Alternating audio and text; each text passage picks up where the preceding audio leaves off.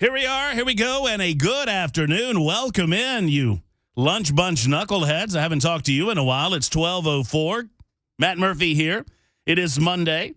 It is April, 24? April 24th. Happy Monday afternoon to you. May I be the first to say we've got lots to get into, lots to do, and 3 hours to do it. Thank you so much for spending some time with us, whatever time you're able to give us. We're certainly appreciative of that. We're available to you not just in a one-way communication fashion on radio, but also a two-way fashion, be it the telephone line, 615-737-9986, 615-737-WWTN, or you also may reach us via super text. As soon as I pull it up, we can get that up and running, and would be happy to talk with you on Super Talk 99.7 WT. And as always, it's been, 3-4 months now. We're on Talk TV as well. That is YouTube, Facebook, Twitter, and Twitch. And if you are so inclined, you're invited to make us a part of your television viewing day as opposed to just your radio listening day. I've talked to many people. I talked to a buddy this weekend, said that he put it up on his screen. He's working there in his office, puts it up on his screen in the corner, and there's my ugly mug yapping as he goes about his daily afternoon duties. Now, I was in for Brian Wilson all last week, and for those who aren't unable to listen in the afternoon hours, maybe you didn't know that, Pamela Furr filled in for me all week, as Pamela Furr was here from 9 to noon today, and I appreciate that, and I appreciate you afternoon folk allowing me the opportunity to slip into the drive when Brian is away. Brian's back today. We're almost back up to a full song with Dan Mandis in the morning, Pamela Furr in that 9 to noon slot, Matt Murphy here, and then, of course, the one and only Brian Wilson in the afternoon hours. I joked with Pamela that I was late today. I was actually late because of a little traffic issue that happened on I-40. Traffic just stopped, ground to a halt. And, as it does in Nashville, grinds to a halt. Rarely do you see what the hell's going on. In this case, I saw there was a little accident off Briley Parkway, which they apparently are still trying to clean up. Be careful out there. But I joked that I was late because I was on the phone with Fox News. We were having lengthy conversations. No. As a matter of fact, had I the time to do my whiteboard today, I'll do my whiteboard at some point, and I invite you to go over to the television side. My whiteboard will decidedly confirm for all interested parties that this is not a face for television. This is most certainly a face for radio. But the big news in our world, the big news in talk radio circles, the big news across media in the United States of America is obviously the news that Pamela was talking about prior to the 12 o'clock hour, and that is Tucker Carlson is out as host of Tucker Carlson Tonight on the Fox News channel. Now, they say that they agreed mutually to part ways. Everyone, and I, everyone's entitled to their opinion about what happened. We don't know what happened. Difficult to say. Did it have anything to do with the lawsuit? Did it not have anything to do with the lawsuit? Who knows? Perhaps one gets the feeling that if that was festering back then, if Tucker was concerned about how things were being presented back then in 2020, that maybe that's only continued through COVID and into 2023, and perhaps it's been a long festering situation between Fox News and Tucker Carlson that they could not get resolved. One way or the other, Tucker signs off on his show Friday night. I didn't watch it, and he's not going to come back. So one would think that while it was a parting, it was not necessarily an amicable parting, considering that normally, I don't know, it differs from moment to moment, from circumstance to circumstance. Like, I've been fired, and I've left. It's as difficult. Sometimes it's more difficult to get to say goodbye if you're leaving on good terms than it is if you get canned. I got canned and got to do I got canned in Birmingham, Alabama back in 2007, and because of the nature of my firing, I got to do my final show, my final 4-hour show.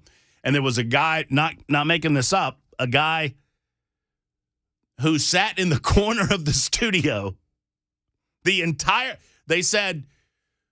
told me they were letting me go. This was a more of a mom and pop operation called Crawford Broadcasting. It's before I got my gig at Cumulus in Birmingham. And they said they were I'll tell you the story. Getting fired's fun, especially in radio. Hey, Belle, by the way, how you doing? I haven't seen you in a month of Sundays, man. You're skinny. I didn't even notice you over there. I didn't even know you still worked here. Believe it or not, I can't believe you're over there. Nice to see you. How was your weekend? It was good. I'm glad. Yeah, I had a good time. I made it into Franklin and back out of Franklin without getting caught by Gabrielle. So I'm happy about that. See, you don't even know. I don't. You don't know about Gabrielle? No. My conversation with Gabrielle. See, you've missed so much. Hold on. Finish the story about your last shift. So I was getting let go. They were flipping formats, and I was kind of the last man standing on a live and local station in Birmingham, Alabama. At what was formerly a religious station, and they had turned it secular. They were trying to do just nuts and bolts political issues, and they had decided to go back to religious programming. And so I was the last guy standing 2 to 6 in the afternoons. So they had an interim program director, a guy that had never done the job before. And almost on a daily basis, he would come in after his lunch. I would see him. I'd be there about 1 o'clock getting ready for the show. He'd stop by. He'd say hello to me. He'd kind of pick my brain on things, and then he'd go off into his office. Okay. So one Friday, I'm off. I had scheduled a day off. Unbeknownst to me, the big boss had flown in from Philadelphia to fire me that day on a Friday. But I was off. Nobody told the big boss that I wasn't there. You didn't check the calendar? So they fly in, no Matt. They got to fly back out. This is a true story. It's the weirdest thing that's ever happened to me. And so I know this is coming. I feel it. I mean, a lot of the other hosts had already been moved on or replaced or let go or repositioned. So I kind of felt that this was on its way. So every day, Mark is coming in, and, he's never been in management in his life. So one day, I'm sitting there, that Monday, and I, got a sense of something weird's going on. I'm sitting there doing my notes, getting ready for the show, and Mark walks in, and I see him. I wave. He waves. He kind of looks weird. He goes over. I watch him go to the receptionist. I can see him through like 2 windows, and he says something to the receptionist. The receptionist looks up at me and then looks down real quick, and then he leaves. Now, this is on the heels of like every day for 2 months, him coming to say hello to me, and he doesn't come say hello to me. I called Belle, I'm not lying. I called Erica, and I said, I'm getting fired.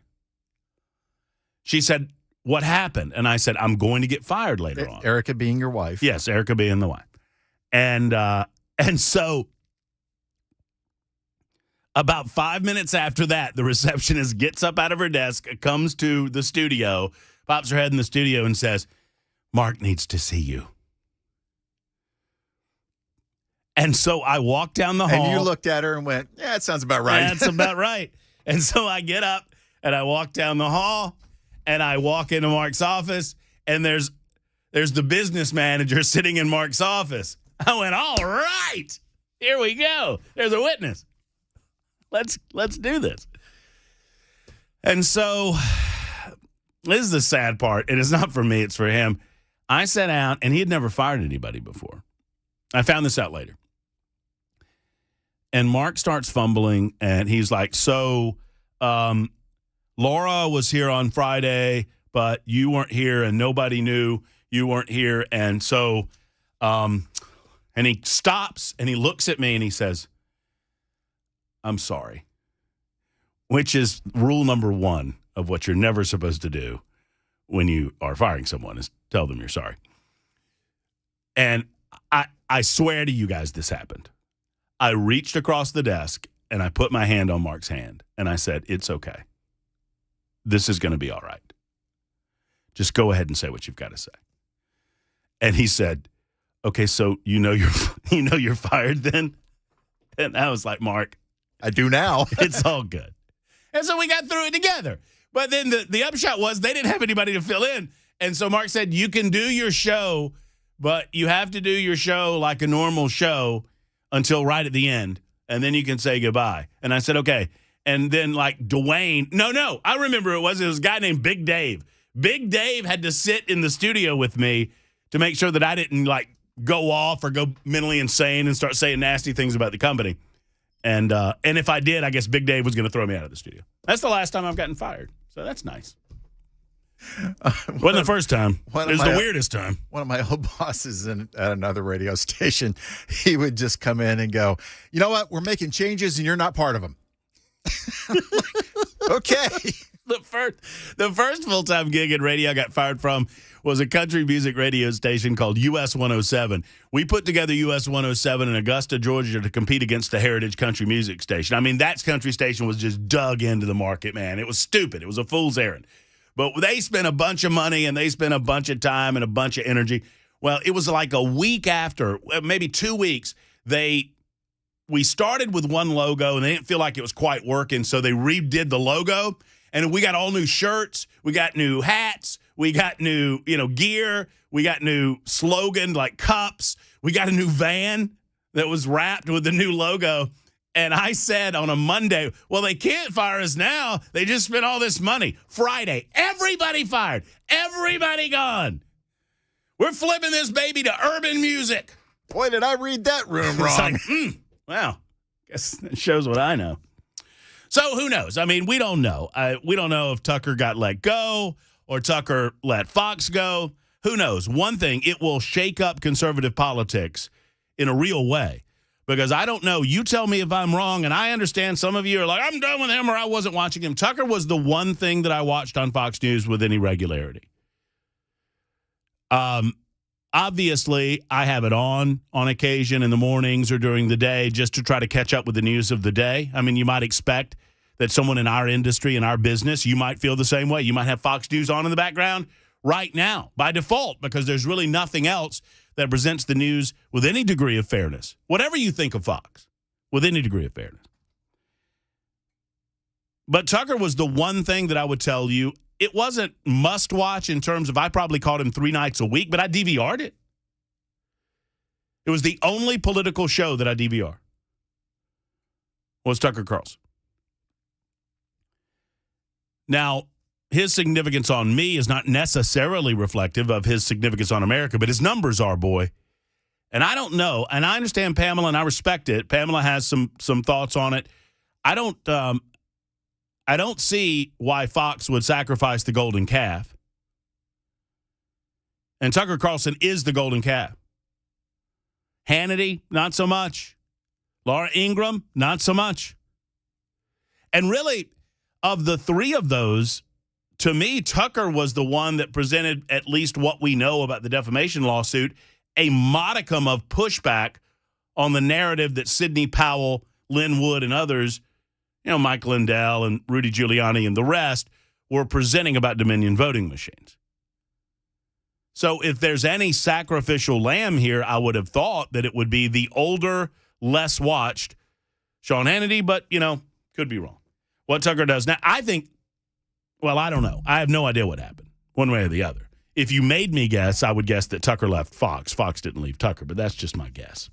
One way or the other, there's an absolute there's a melee going on Twitter right now. If you really want to enjoy your afternoon, go watch the Twitter universe, which is not the real world. I feel necessary to remind people of that. And watch as the yay Don Lemon got fired, boo Tucker Carlson got fired crowd goes up against the yay Tucker Carlson got fired, boo Don Lemon got fired crowd. And just watch that scrum a la Anchorman play out before your very eyes on social media. There are other matters to discuss, obviously. We've got the final nail in the legislative session, the General Assembly. We'll talk to Representative Scott Cepicky about that. In the 1 o'clock hour, Scott will also talk to us about the call by the governor of the state of Alabama for a special session to deal with some form of an order of protection. It seems to me to be a non-starter. So what are we trying to accomplish here? Maybe we'll find out. My anticipation is it's not been 100% confirmed, but I have it on good authority because I've been working on it for about a week, that the governor himself, Bill Lee, will appear on our show tomorrow. Okay, that you confused me. You said the governor of Alabama. Oh, did I? Yes. I'm sorry. My bad. I don't know where that came from. The governor of Tennessee. The governor of Tennessee will be here. We hope it's not 100%, but it's getting close on tomorrow's show to talk about the call and to talk about why he feels it important enough to get the General Assembly of Tennessee back into session to deal with some of these matters. Also on the show today, Tim Burchett. Congressman Burchett will be with us to talk about the debt ceiling. He'll talk about border security. He'll talk about Homeland Security more broadly. He'll talk about the manifesto. I believe it was Congressman Burchett who first called on the release of said manifesto, and he's been joined by Andy Ogles, Mark Green, and others. We'll talk to him about that at about 12:35 this afternoon. That's in, 17 minutes or so. It's 12:18 on Super Talk 99.7 WTN. Your calls and your super texts, as always, and you know that we would love to hear from you. By the way, over the weekend, this woman, and I wrote it down over the weekend that I wanted to discuss this, Kim Potter. Remember Kim Potter, that trial where she accidentally shot Dante Wright, who was attempting to flee, to escape from the police? This was in Minnesota. She was pulling her taser. Uh-huh. Yeah. Yeah, and she got, I don't know how many years in prison that she got. Well, she's been released from prison, and I say good for them for releasing Kim Potter early. Prison was not good to Ms. Potter per her mugshot when she went in and her mugshot when she came out. So we'll discuss a little of that today as well. Plus the aftermath of my Franklin, Tennessee visit after Gabrielle Hansen. I avoided seeing Gabrielle over the weekend, although there was some consternation that we might bump into one another in Franklin. It did not happen. It's 12:20 on Super Talk 99.7 WTN.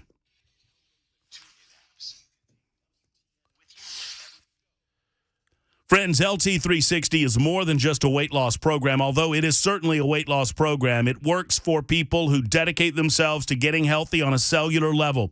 Dr. Underwood is the holistic health doctor, the supervisor of all things health, all things pharmaceuticals under the LT360 umbrella. And I strongly encourage you to contact Dr. Underwood, schedule an appointment, and get back to health in a holistic fashion.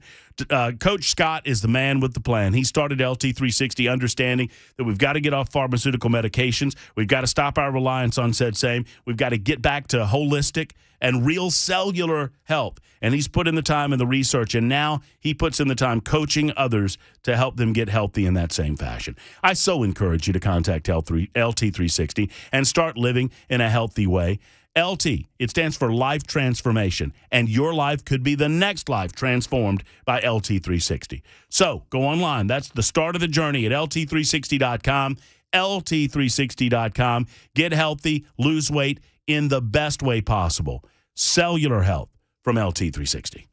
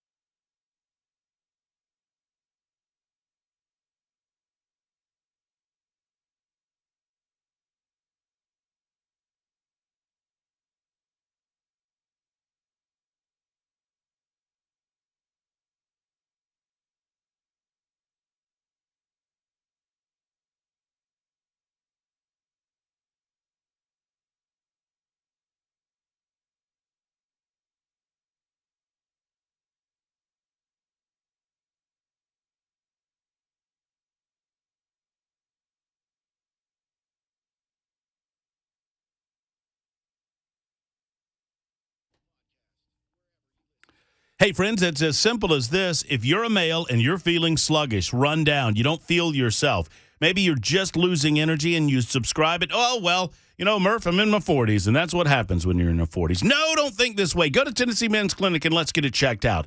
And now they have 2 fabulous locations to serve you.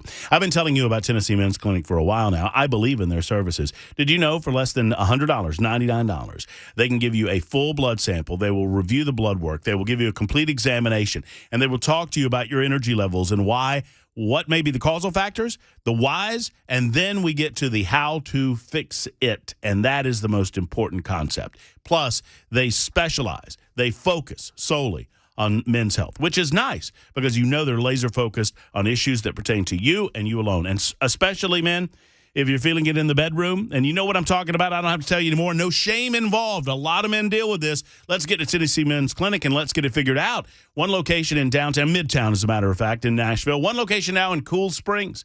You can go to both by going to TennesseeMen'sClinic.com. That's TennesseeMen'sClinic.com, or call 208-9090 for an appointment today. 208-9090.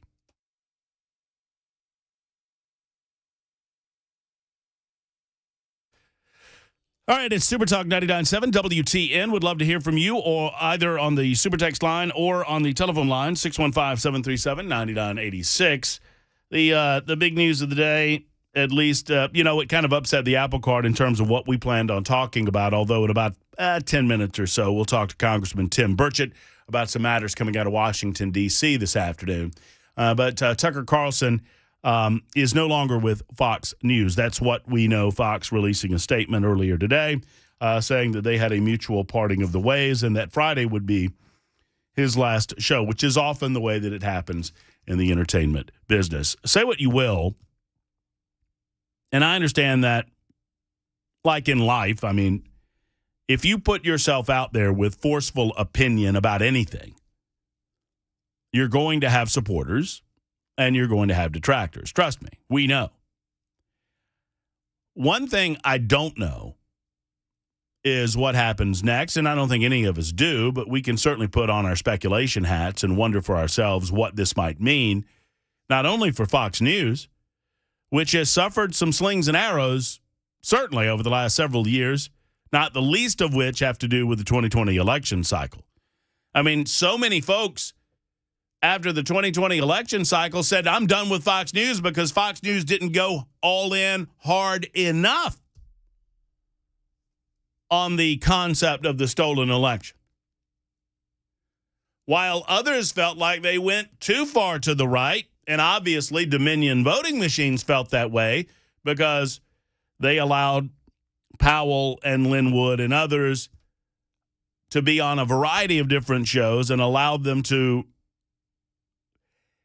talk about what they believe to be true without any presentation of evidence whatsoever. I mean, I remember Sidney Powell like it was yesterday. I'm going to release the Kraken. Okay, let's release the Kraken. She still hasn't released the Kraken. It's April 24th, 2023. No Kraken. No Kraken. Where's my Kraken?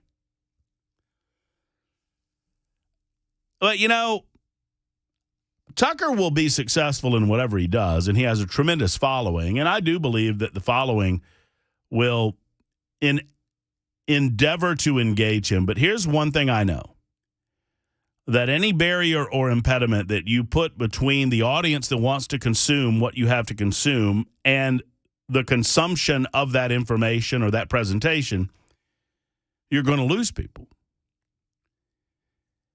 And sometimes these things work, and sometimes they don't. I'm not saying Glenn Beck hasn't worked for what he wants to accomplish, but he was the it boy at Fox News. I mean, I remember it in the mid-2000s. I mean, he'd get his chalkboard up there. Remember his chalkboard? And he'd do his chalkboard thing on Fox News, and he'd point arrows and do this and that and the other thing. Now, I'm not begrudging his success on his Blaze platforms and the other media platforms that he's created for himself and for other hosts. And good for him for going out on his own. But I don't believe that Glenn Beck has ever been top of mind in the same way that he was when he was on Fox. That's not suggesting that Tucker can't, because the world has changed considerably between then and now. The way we consume media has changed considerably between then and now. Super Talk text line up and running. Super text at 615-737-9986.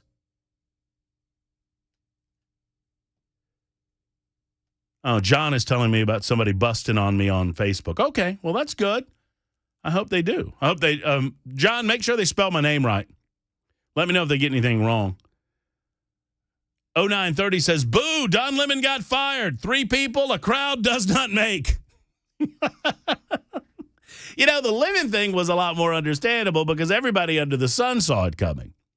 I've long said this, folks, and I'm going to repeat it. Especially in entertainment, whether it's movies or television or politics, and yes, politics and entertainment are interlinked nowadays, in our world of talk radio, podcasting, whatever. And Don Lemon, this applies to you, buddy. You can be really, really highly rated and a butthole. You can be lower rated and a really, really good guy. But you cannot have low ratings and be a butthole. Not for long. Not forever. He's past his prime. He was past his. That's what I hear. I mean, look it up. That's not us. Hey, wait. Before anybody gets upset, right, Bell? Let's make real clear. That's not Bell and I talking. Look it up. Google it. Google when Don Lemon is past his prime, and you'll see it right there. He's way past it. We're past time for a break. It's 12:30 on Super Talk 99.7 WTN.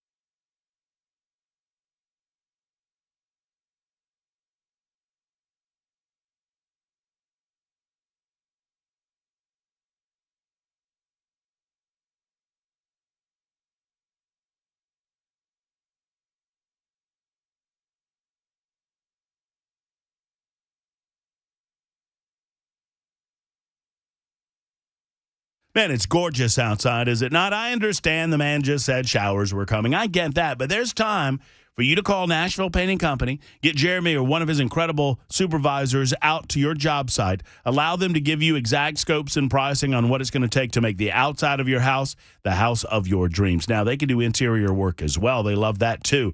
A combo, right?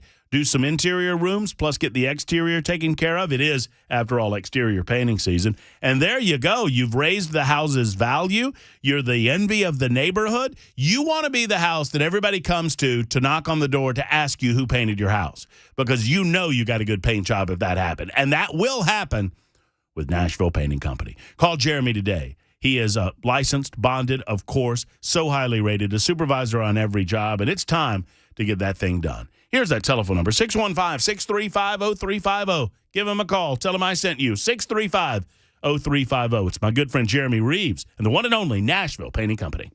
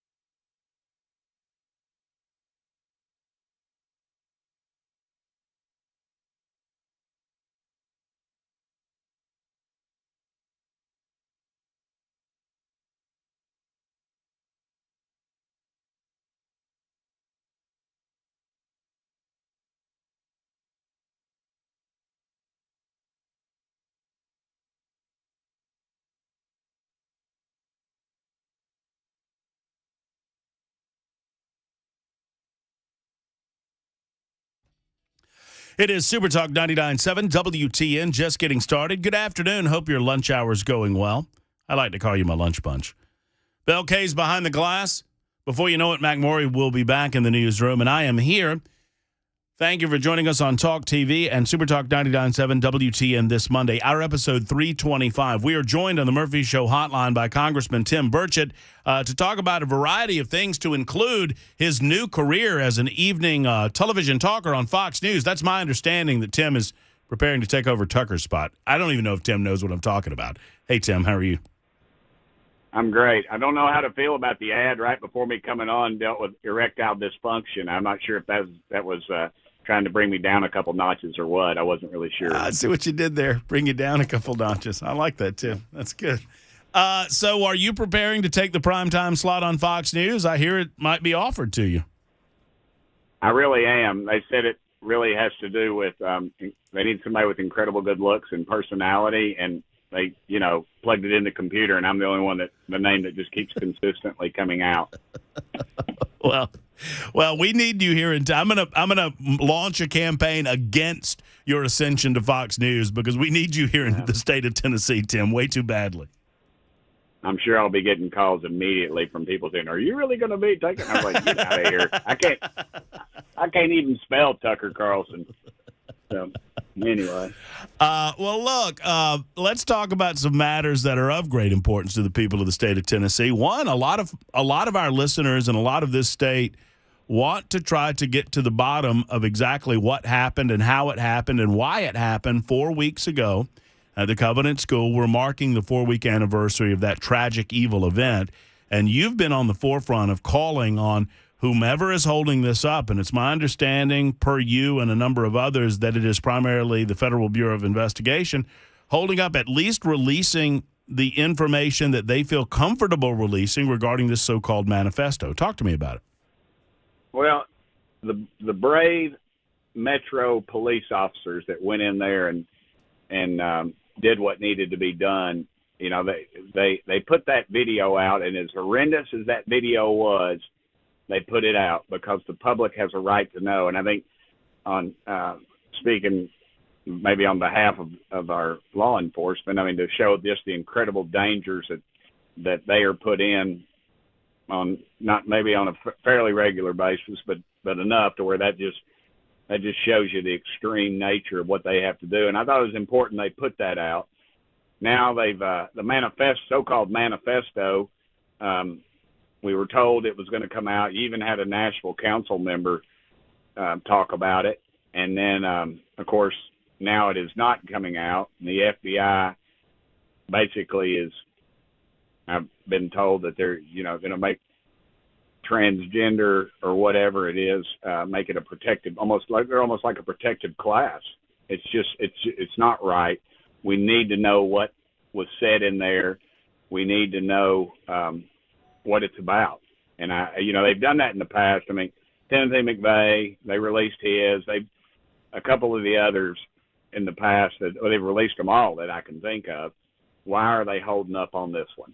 And I think it's important that we get that out, and maybe we can learn a little bit about what's going on in some people's heads. It's pure speculation because of a lack of information, but I've long said over these 4 weeks, and I've said it much previous to this incident too, Tim, that when you have a lack of information, that void is filled with something, and oftentimes it's wild speculation. People who aren't, bad people, they're just trying to figure out why these things happen and trying to make sense of the senseless. Do you believe the hesitancy has to do with her transgenderism? I do. That's my own personal opinion, but that's what I believe. I believe that's at the very crux of it right there.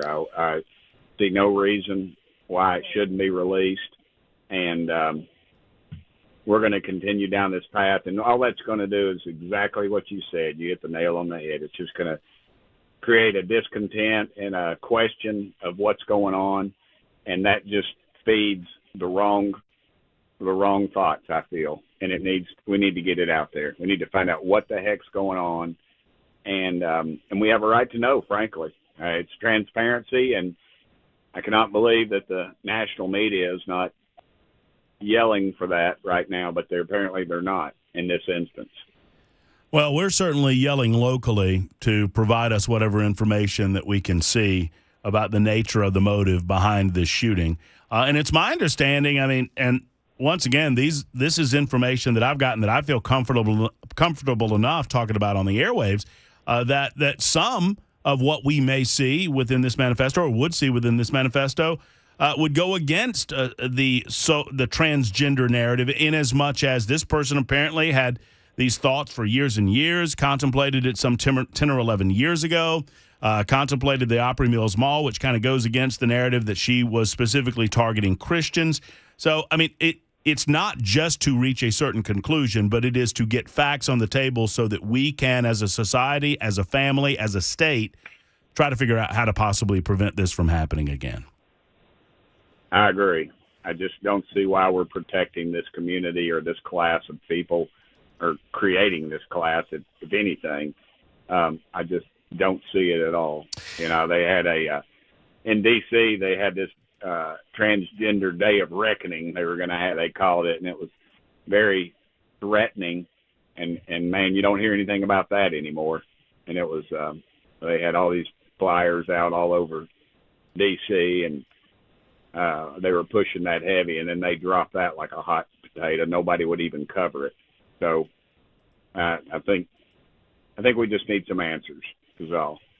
You know, I know it's not specifically in your lane, but you've never been shy about commenting on some of these issues that come up across the state. Now we have a call for a special session. The governor does not believe that the legislature has done quite enough in terms of mental illness, guns, and how they relate to one another. A lot of our listeners, and frankly yours truly, have referred to this as a non-starter if it's all about red flag laws, because it's not just that I don't believe that red flag laws are something that the state will accept per the Second Amendment. I don't think they work in the 19 states that have already done them. What are your thoughts on this, Tim? My fear on red flag laws is just this. It allows a judge to say someone is not stable and that they should not have guns. And a lady actually told me this scenario, and I never thought about it. She said, what if if my husband and I are separating, and he goes to a judge and says, she's not stable, she's got the guns in the house because I'm not in the house. They take the guns, and then he goes in and kills her later. I mean, that seems like a far-fetched scenario, but I could see it happening. And I just don't know. I don't know if you have an anti-gun judge. You know, I'd like to see, the proof is in the writing, in the pudding, and I would like to see, that is something I would hope that the legislature would form a legitimate study committee and get to work on that immediately. As you call a special session, and the governor, it's in his right to do that, but the legislature, if they don't like it, they can shut it down in 30 seconds. I've been in that scenario where they have shut it down in years past in a very short order, and all that does is just create a lot of distrust among the public, and I just don't see anything really good coming from that. But I think if they would just get a hold of that issue and bring in all sides, bring in the psychologists, bring in the psychiatrists, bring in the medical health professionals that deal with mental health on a day-to-day basis, bring in the legal folks, because you got legal concerns there too. Of course, you've got the civil libertarians and overreach, and then you have, of course, HIPAA violations. You've got to be able to protect, and I think that's very important, protecting the privacy of someone who has a mental illness, and so there's a lot of things to consider in that, and I just having a special session, and the way it works in a special session is, unless you make it a committee of the whole, it goes through the individual committees. So you just have all these other legislators. You'll have basically a half a dozen, or probably a half a dozen senators, and twice or three times that many representatives doing this committee work, and then they bring a bill out, and the others are just sitting around waiting for something to happen. And I just don't know. I don't know that will solve anything. I'm not saying one way or the other, but I have seen a lot of good come out of legitimate study committees. Let me turn our attention to Washington, D.C. in the 5 or so minutes that we have left. Tim Burchett, our guest, congressman in Tennessee. Let's start with the debt ceiling. So the president just steadfastly refuses to negotiate with the Republican leadership in the House or Republicans broadly in the House regarding some spending concessions for a raise in the debt ceiling. Where does that leave us? I mean, I'm ready for another government shutdown myself. How about you? Yeah, we could be heading to that. It's funny. I was one of the Democrats, a lady who I know is fairly liberal but very friendly to me, and she said to me the other day, I was getting off the elevator. She goes, "I can't believe you're not voting to raise the debt ceiling. That's irresponsible." And then of course all this, we've come out with a bill, and now all the Democrats are saying we're not going to vote for that. So that's irresponsible. What's irresponsible? I tell you what's irresponsible is having $32 trillion in debt. That's irresponsible, and not addressing that at some point.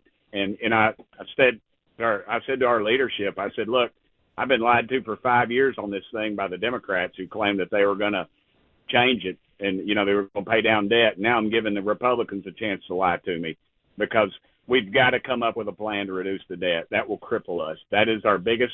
That and China are our biggest threats, and they own a lot of our debt. So we've got some serious issues there. I would hope at some point the president would sit down to negotiate.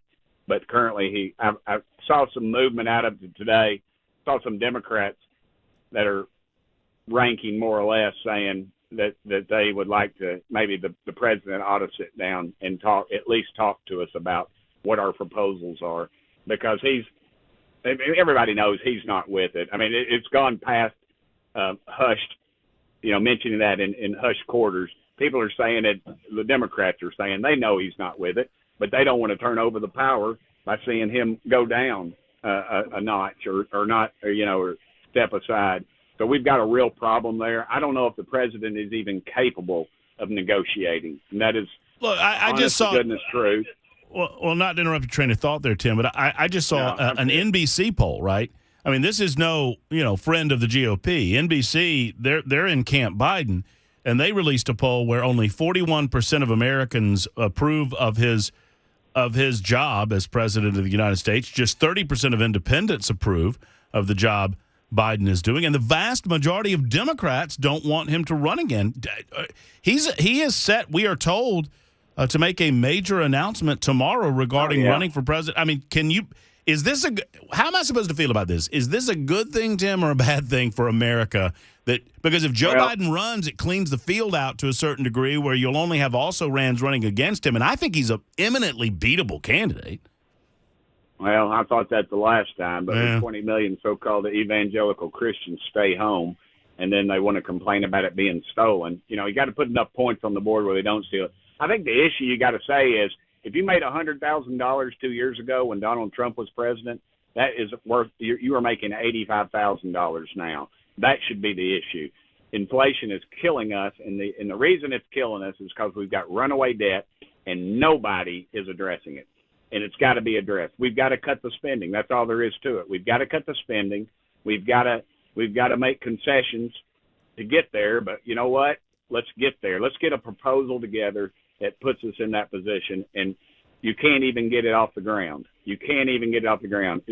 $32 trillion in debt. That's just unimaginable. The number is just unimaginable. And we just keep going down this path.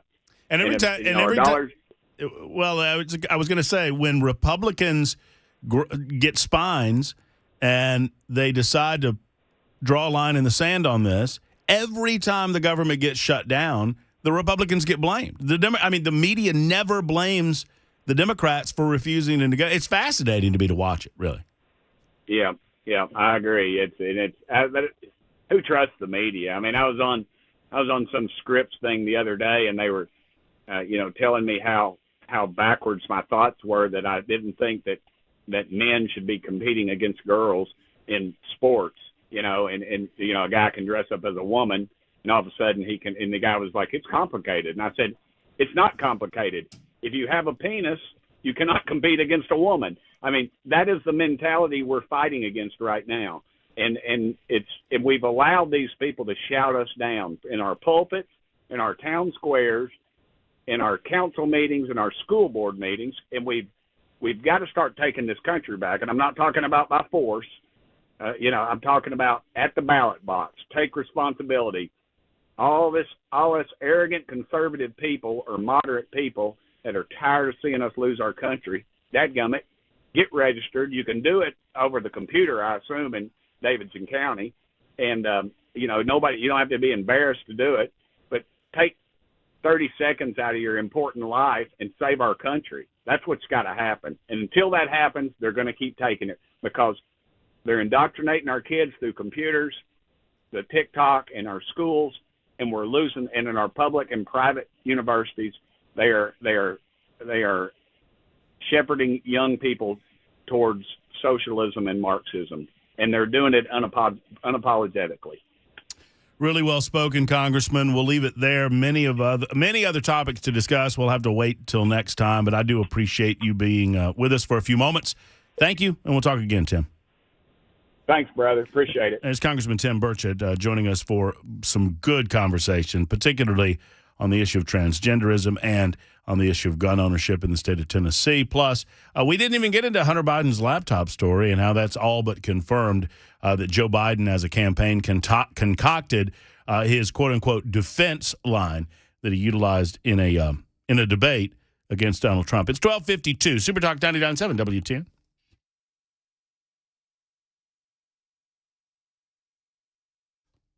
Hey, friends, Matt Murphy. Efficient Heating and Cooling is, they're the best in the business. They're the only one that you'll hear me recommend. I love the way that Jeff Eddy and his team do their business. First and foremost, they're not there to replace your unit. A lot of companies are, right? They default because that's the easiest line and it's the easiest thing to do to make the maximum amount of money. Well, Jeff Eddy understands that you're not made of money, that you're on a tight budget, and sometimes you need a repair of your air conditioning unit in such a way where you can get through another season or another couple of seasons. It's what they do. It is why they've become the masters of the second opinion at Efficient Heating and Cooling.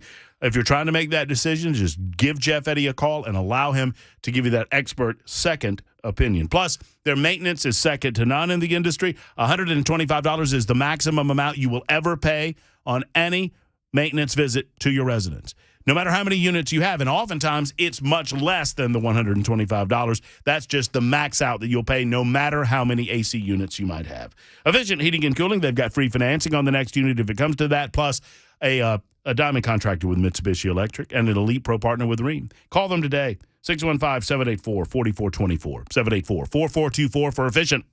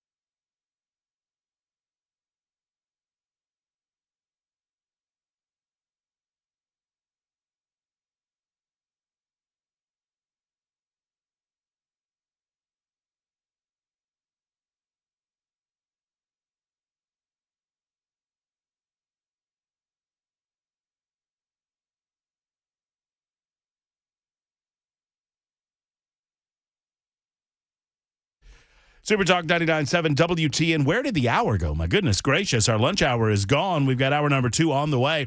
Thank you to Congressman Tim Burchett for joining us for the better part of the last half of that hour. We'll get to your super text and your telephone calls as well at 615-737-9986, 615-737-WWTN. Also, we weren't unable to speak with our weekly guest, Representative Scott Cepicky, last week, and so he's coming in.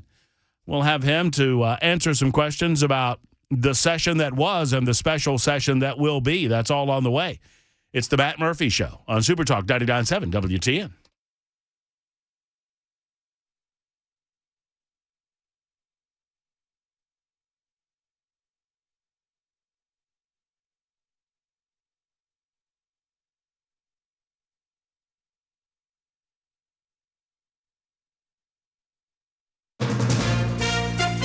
From ABC News, I'm Daria Albinger, and we have breaking news out of Midwest City, Oklahoma, where police say a suspect is in custody, accused in a shooting on the campus of Rose State College.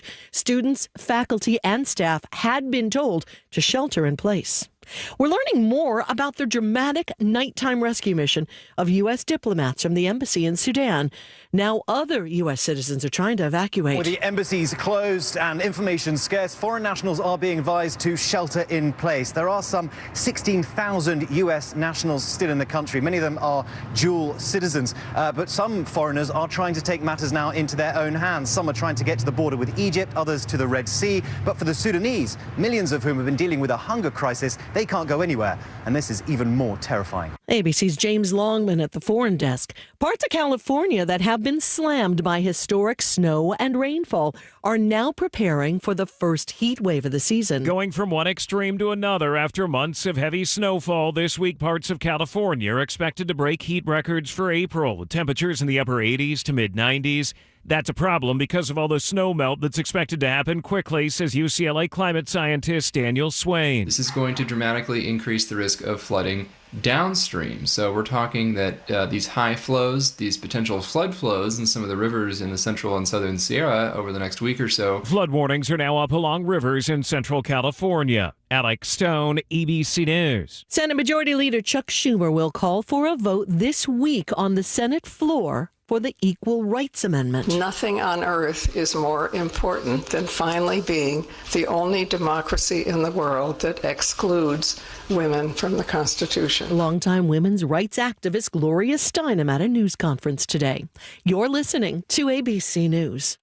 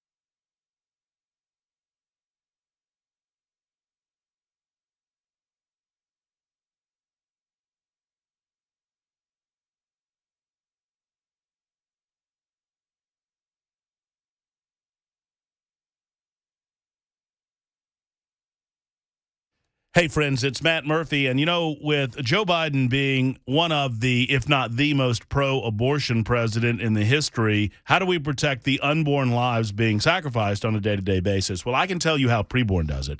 I'm so pleased. I'm honored to be a part of the Preborn family. It's a network of clinics that respond with love, compassion, and free ultrasound. By meeting mothers with unplanned pregnancies where they're at and showering them with love, They reach the heartbeat and soul of both the mothers and the babies, and it's life-changing. Did you know, for example, a mother considering abortion, if you have her an ultrasound and she listens to the baby's heartbeat, 80% of the time she chooses another option. She chooses life. With over 200,000 precious babies that have already been saved through the life-giving work of Preborn, and every single day Preborn rescues 200 babies, you could help rescue the next baby. Will you join? Because Preborn receives no government funding. Their work is completely dependent on me and on you. I give, and I hope that you give as well. One ultrasound is just $28, the cost of a dinner. Your donation of any size, whether big or small, can reach literally eternity. You can save a life. Go to preborn.com/Matt. That's preborn.com/Matt to find out more, or donate by dialing pound 250 and say the keyword baby. Pound 250 and the keyword baby. Your love can save a life through Preborn.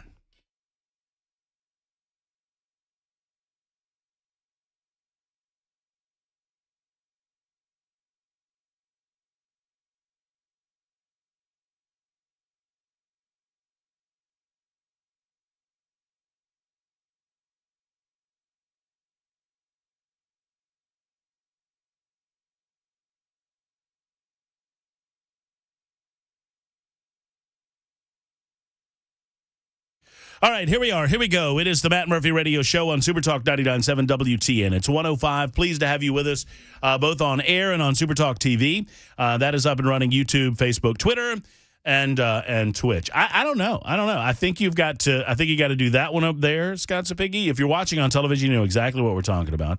Sapicki, it's that one up there. You gotta tighten that bad boy up. Lefty loosey, righty tighty, Scott. There you go.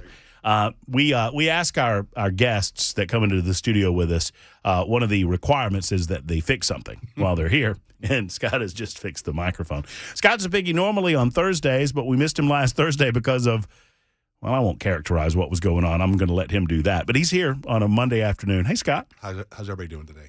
I'm good. How are you? It's been a long couple of weeks, let me tell you. Long couple of weeks.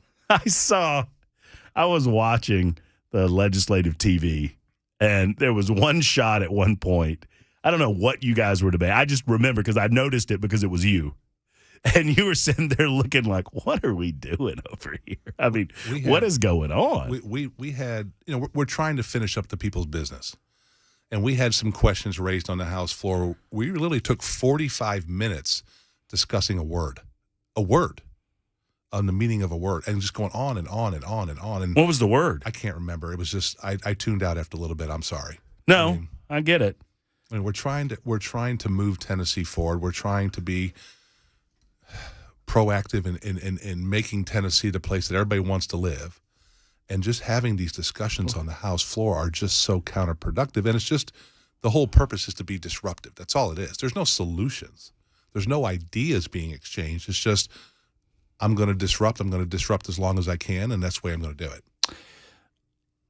I'm not necessarily asking you to reflect on the decision of leadership. Mm-hmm. I just want to reflect on what the aftermath was. Not, hindsight's 20/20, and we can all look back and say, well, we should have seen this coming. But I don't think there's any question that based on the actions of these three individuals that I call the Bullhorn Trio, because that's what they did. They grabbed a bullhorn and they tried to take over the well, and they tried to encourage others to join them. And no matter how they tried to rewrite history, that's what happened. All said and done, it seemed last week they felt emboldened to do more of that type of nonsense. Would you agree? Agree 100%. 100%. Yeah, I will very seldomly, and I'm probably one of the more boisterous people on the House floor when it comes to issues. These individuals basically spoke on almost every bill coming forward, to the point at times where they were asking questions that they didn't even know the process of how things happened, and asking questions that a first-year legislator who's been there a while would know the answers to already. And it's like, it's frustrating to sit there, Matt, when we're trying to help the people of Tennessee, and all there are is just people that just want to just be in the limelight, have it all about them, make ridiculous statements about white supremacy, about racist comments, on and on and on, to the point where The phrase of the General Assembly, this is the phrase of the General Assembly this year. You know what it was? Point of order. How many years have you been there? 5 years. You've told me this in the past. Craziest session you've been a part of? Never seen anything like this in my entire life. Never. Never even heard of it. And I told you this off the air. If you put this together as a script, like a Seinfeld script, and you took it to Hollywood and say, hey, here's a new script for a drama, and they look at you and say, there's no way people will believe this. And trust me, I lived it for the last 4 months of my life. And by the end, it's amazing to me that by the end, the Representative Scotty Campbell thing comes out and everybody goes, well, it's one of those deals that had it come out last year, had this been an issue absent all of the rest of it, it would have been huge. But the collective response was almost a shoulder shrug, like, well, what else? What else is there? What else can possibly happen? What I was confused about on that front, there's a lot to unpack here, and I want to get to actual legislation. But on the Campbell front, I spoke to Cameron Sexton, the Speaker of the House. I was legitimately confused as to the process because it doesn't, and I'm still confused. I'm confused how a recommendation can come out of the ethics subcommittee and the members want to act on that without having any knowledge about what the accusation was to begin with. But that's the way that Cameron Sexton described it to me, that the members don't get to know based on the secretive nature of the workplace sexual harassment subcommittee. Is that your understanding too? It is, and I think that's something we need to correct, is when a recommendation comes out that a member has violated something, right? Right. Then that needs to be discussed publicly, that, hey, this is what they found. Because it's almost you can still protect the identity of the victim. Right. But it's almost like there's information. Like when I heard about this on the House floor, I heard about this on the House floor when it was broke by Phil Williams. And trust me. That's not the way that it should be. Right. We're all tuned into what's going on. And when I heard about it was before we broke for lunch, and then I come back and he's resigned. And I'm like, okay, well, what happened? And so sometimes you pass policy for things that the way you think they should look to happen, and then when it actually happens and you watch the way it unfolds, and you're like, ooh, we got to fix that. And I think what you'll see this year is when we come back into session, I think you'll see that process fixed. A little bit more transparency, a little bit more openness and you got to protect the member, because if it's found that these accusations are unfounded, right, well, then you got to protect everybody. But when that committee says, no, things have been violated here on ethics, I think that has to come out to the General Assembly. Well, and and this question just hangs out there. You may have an answer, you may not, but I know you to be an earnest guy, and I know when you get on the trail of something, you're going to sniff it out to where it leads you. Who made the decision to use money to pay for the movement of this individual to another place? How does that process work? Without even getting into specifics about the nature of this, someone made a decision to spend money to move her. Right. And the speaker says he didn't. The speaker said he had no knowledge of it. Well, if it's not the speaker, then who's making these decisions to spend the taxpayer dollars?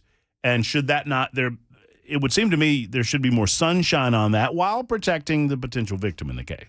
Well, I think the whole sunshine part of it is correct when you start talking about, and I don't even know if they use taxpayer money.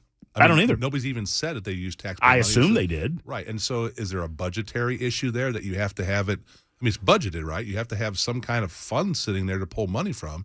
We just can't arbitrarily pull money. But to answer your question, Matt, I don't know. I mean, we're trying to get answers on this in real time, because I'm getting asked that same question. And you know me, I like to try to have an answer for you. Yeah. I don't have an answer for you, Matt. I don't know how this money was appropriated, who spent it, who gave the authorization for it. But if Speaker Sexton says he didn't do it, then I'm going to say, well, it must be the subcommittee. It's got to be somebody, because you just can't use, if it was taxpayer money, you just can't use taxpayer money unless it's been appropriated for a specific item. And I'm pretty sure we don't have a fund in the budget that says relocating interns. I would think not. I would hope not. So it'll flesh itself out here in time. We just got to give it some time to figure out what happened and how it happened. And it happened right at the end of session. Trust me, if we had another 4 weeks to go, this would probably be in committees.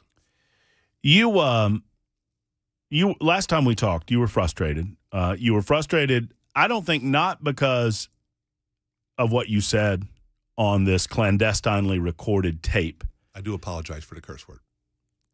I don't think you said a thing wrong. I know you would, and I know you do, and you're a good man to do that.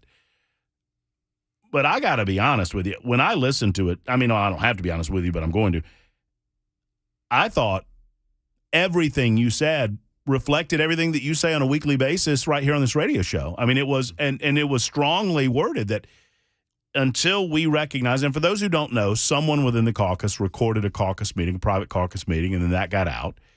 And you notice how that's gone away because, frankly, you listen to that, and I think the strength of the Republican Party comes through. I don't think Jody looks so good in it, but, that's for him to figure out with his constituents. But for the most part, Republicans were frustrated. They were frustrated that they felt like they did not present a unified front. And you said as much that, look, we are in a fight for the soul of our republic. Mm-hmm. And I just reflect on that and tell me what, if anything, has come out of.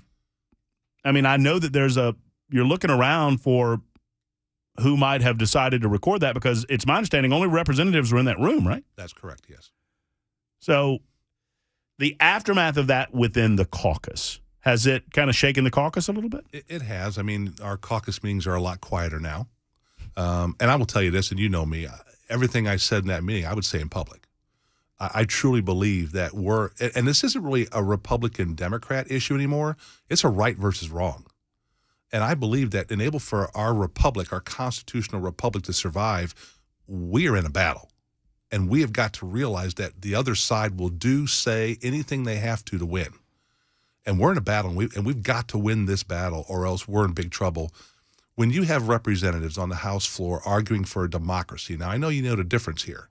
But let me tell you something. The people that are arguing on the House floor, the Tennessee Three, whatever they're called, when you're arguing that you want a democracy, then you don't understand what the constitutional republic does to protect your right to say those things. In a democracy, if you want a democracy, we could give you a democracy and we could take away your rights to say everything because mob rules. Right. I mean, the easiest way to describe it is the way that we do every time we talk like this, right? Democracy is two wolves and a sheep deciding what's for dinner. That's right. And the constitutional republic guarantees your right to stand on that House floor in the position of a state representative and argue your points, and we cannot pass a law to take away your rights.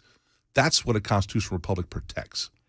And so when people are arguing on the House floor that they want a democracy, it tells me they don't understand what they're even arguing for. Well, and the same people that were arguing for quote-unquote democracy, they post a video on social media of a woman from the gallery who disrupted the House proceedings, yes, was told to stop, was warned, refused to stop disrupting the proceedings, right, was eventually, by state troopers, as is their job, led out of the gallery because you can't consistently disrupt the proceedings of the House. And Justin Jones videos this and says, oh, this is Cameron Sexton and the Republicans in the state of Tennessee destroying democracy. And I asked and never got an answer, well, what would you have happen? Right. Is it your recommendation that every person that wants to disrupt the proceedings of the House of Representatives gets to? What happens if some... I don't know what happened there. What happens if some sort of white supremacist ends up in the gallery and wants to spew out a bunch of white supremacist nonsense? Are we just going to let that person talk too? I mean, it's absurd. Well, in the gallery, you're there to observe the proceedings to make sure that we are following the rules, not to participate in the proceedings, but to watch us. Right. And that is your obligation as a citizen, is to watch your government perform. Now, everybody sitting in the gallery from Tennessee has a representative, a voice on the House floor. Now, I've heard a lot of people say, and a lot of members of the Tennessee Three, about we're trying to silence their voice. Matt, I will challenge anybody. If you watch the last 2 days of the General Assembly on Thursday and Friday, there are two members that probably spoke, out of all the people who spoke, 95% of the time, on and on and on, which is their right. But if I would start talking about football right now, you'd probably say, hey, Scott, we need to stay on topic here, what we're talking about. Same thing in the House. If we're arguing a bill on schools, you can't start talking about something else that has nothing to do with it. or else we'd be wandering all over the place all the time. Mm-hmm. And the speaker, let me tell you something, he's got a lot more patience than I do, because there's a lot of times that I just would have gavelled and moved on. If I had to gavel, I would have said, look, I've told you repeated times to stay on, boom, you're done, and it's over. He is trying to give them as much leeway as they can. And sometimes you try to talk to people of, if you just learn how to do things here, guess what? You might be able to get something accomplished for your constituents. But when you're just disrupting, who are you representing? Or win a few elections. Well, who are you representing? Well, I mean, right. I mean, and maybe their constituencies love it. Well, maybe not all of them. I mean, maybe some of them do. Well, we'll find out in the special elections, right? Special election. Scott Sapinki is with us. We'll talk about the best of, worst of the legislative session. I mean, we got a lot to choose from on the worst of. I think the best of kind of speaks for itself. And we'll talk about the specter of a special session. The governor has announced that he will give specifics on the call, and I'm hopeful that we will. I'm 90% on this now. Just all I can tell you is my percentages, but we've nailed it down that the governor is going to be on with us tomorrow. That's about a 90 percentile chance. So hopefully he will make an appearance tomorrow to explain the necessity in his mind for the call of a special session. It's 1:20 on Super Talk 99.7 WTN.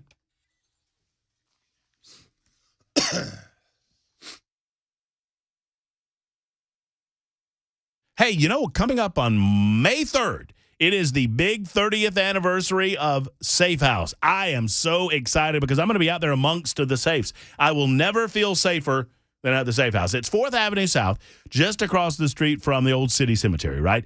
Come and see Mark and his incredible crew, Matt Murphy, and you at the Safe House on May 3rd. But you ought to go see the safes at the Safe House even before then. Sadly, the sales tax-free holiday is going away. After, I don't know when it is, it's sometime in the summertime months, maybe the end of June or the end of July, but eventually you will have to pay sales tax on safe. So you want to get to the Safe House if you're thinking about buying, whether it's a jewelry safe, gun safe, obviously, corporate safe, whatever it might be. They have the finest selection available to you, and they are currently sales tax free. Go to NashvilleSafehouse.com. That's NashvilleSafehouse.com or 4th Avenue South, and mark it on your calendar. May 3rd, the 30th anniversary of the Safe House. I'll be there. Want you to be there, too.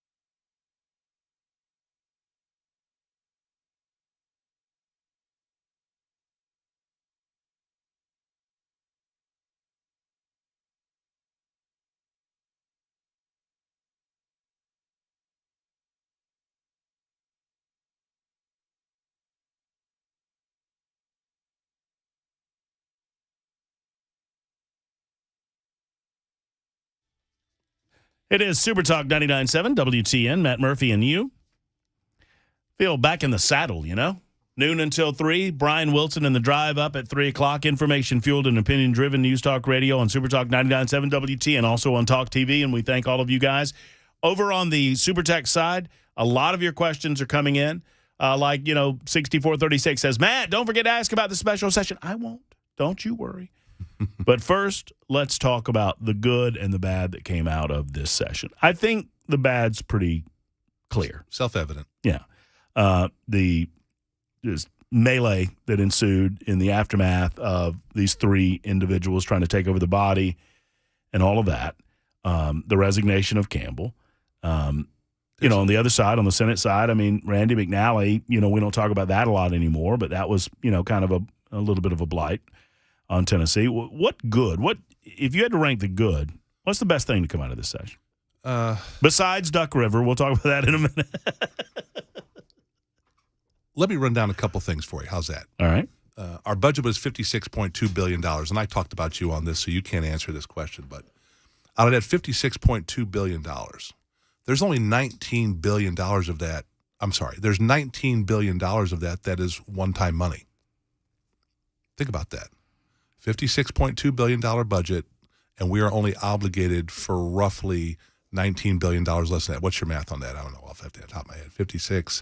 So probably around 37 billion. That's what we're obligated. So if we have a catastrophic economy in the United States, we could shed $19 billion of our budget and not affect any services in the state of Tennessee. Nothing. But what we do with that $19 billion says a lot about us, and that's the good things, right? $3 billion for infrastructure for highways and roads, right? $300 million for our locals that are going to get additional money for their roads, their bridges at the local level, at the county level, $300 more million. $6 billion total in TDOT funding. So out of that $19 billion, we have extra, $6 billion of that is going to roads. Try to make roads and bridges and infrastructure, airports, everything better in Tennessee for everybody here. The 3-month food tax holiday, that's going to put real money in people's pockets that they can have. I have 2 teenage boys, and you've probably seen the size of my boys. Trust me, going to the grocery store. They're eating well. It's painful. It's painful. You need to write down how many eggs and gallons of milk you go through on a weekly basis. It's insane. I bet. School safety, right? Now, we know the tragedy, but we were working on school safety long before this. You were working on this funding mechanism to get more police officers, resource officers in school, public and private, long before this tragedy at Covenant happened. That's correct, yes. And remind me again, in the House of Representatives, just off the top of your head, there were only 3 or 4 votes against this, right? 3, maybe? Yeah, there were 4. 4? And the Tennessee 3 were 3 of them. It is. But that's okay. It is can I just make a comment real quick? It is a dereliction of duty, folks. What Scott just told you. The mainstream media that creates this narrative about what's going on in Tennessee and we're somehow anti-democracy and they lay a layer of racism over it and they just run with it.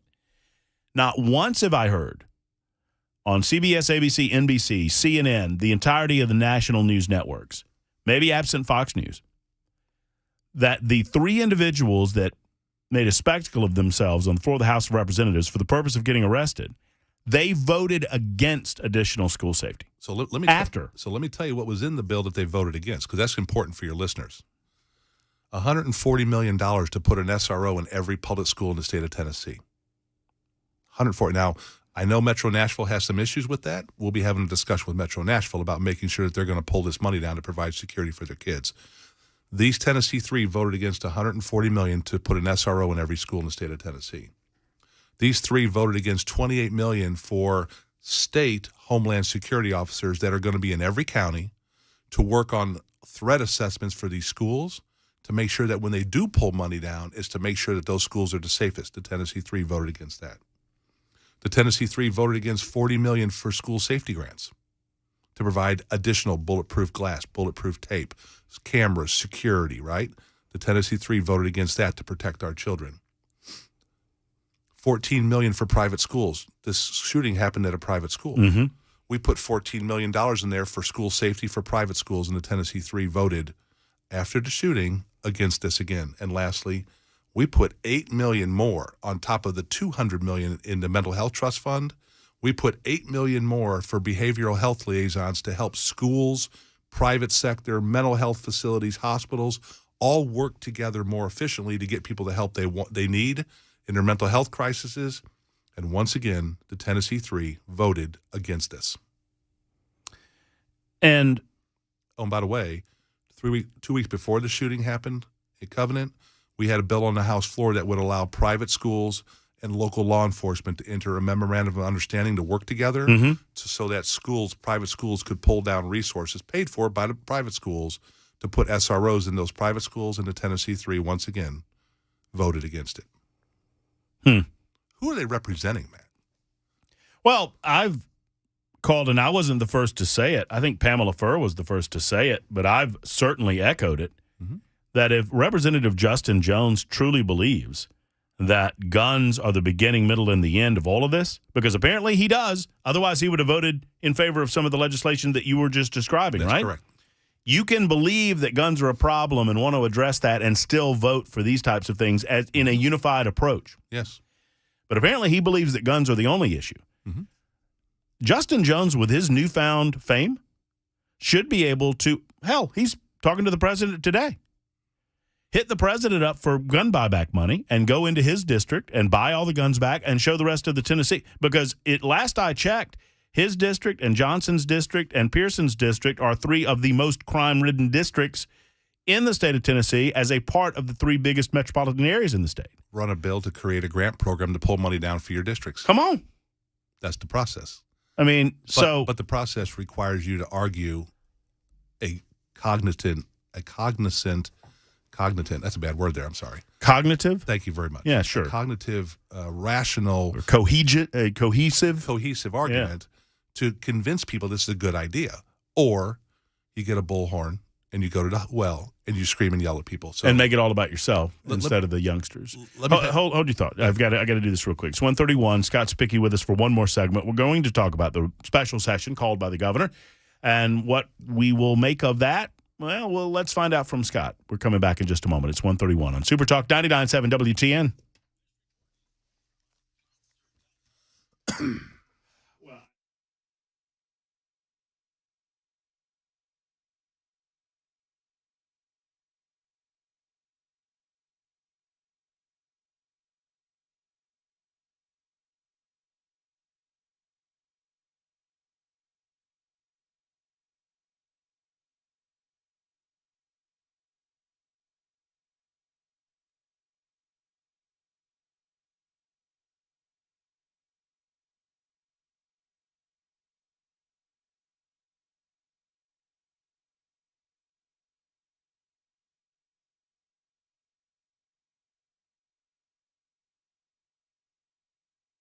Hey, friends, Matt Murphy here for Savory Spice. Go see Holly David and the rest of the crew at Savory Spice. 2 locations to serve, one right here in Nashville, the other in Franklin. I'll tell you more about those in a moment. But I can tell you this, that if you truly want to up your food game and you're not quite getting there, maybe you go to the specialty shops and buy that special cut of beef.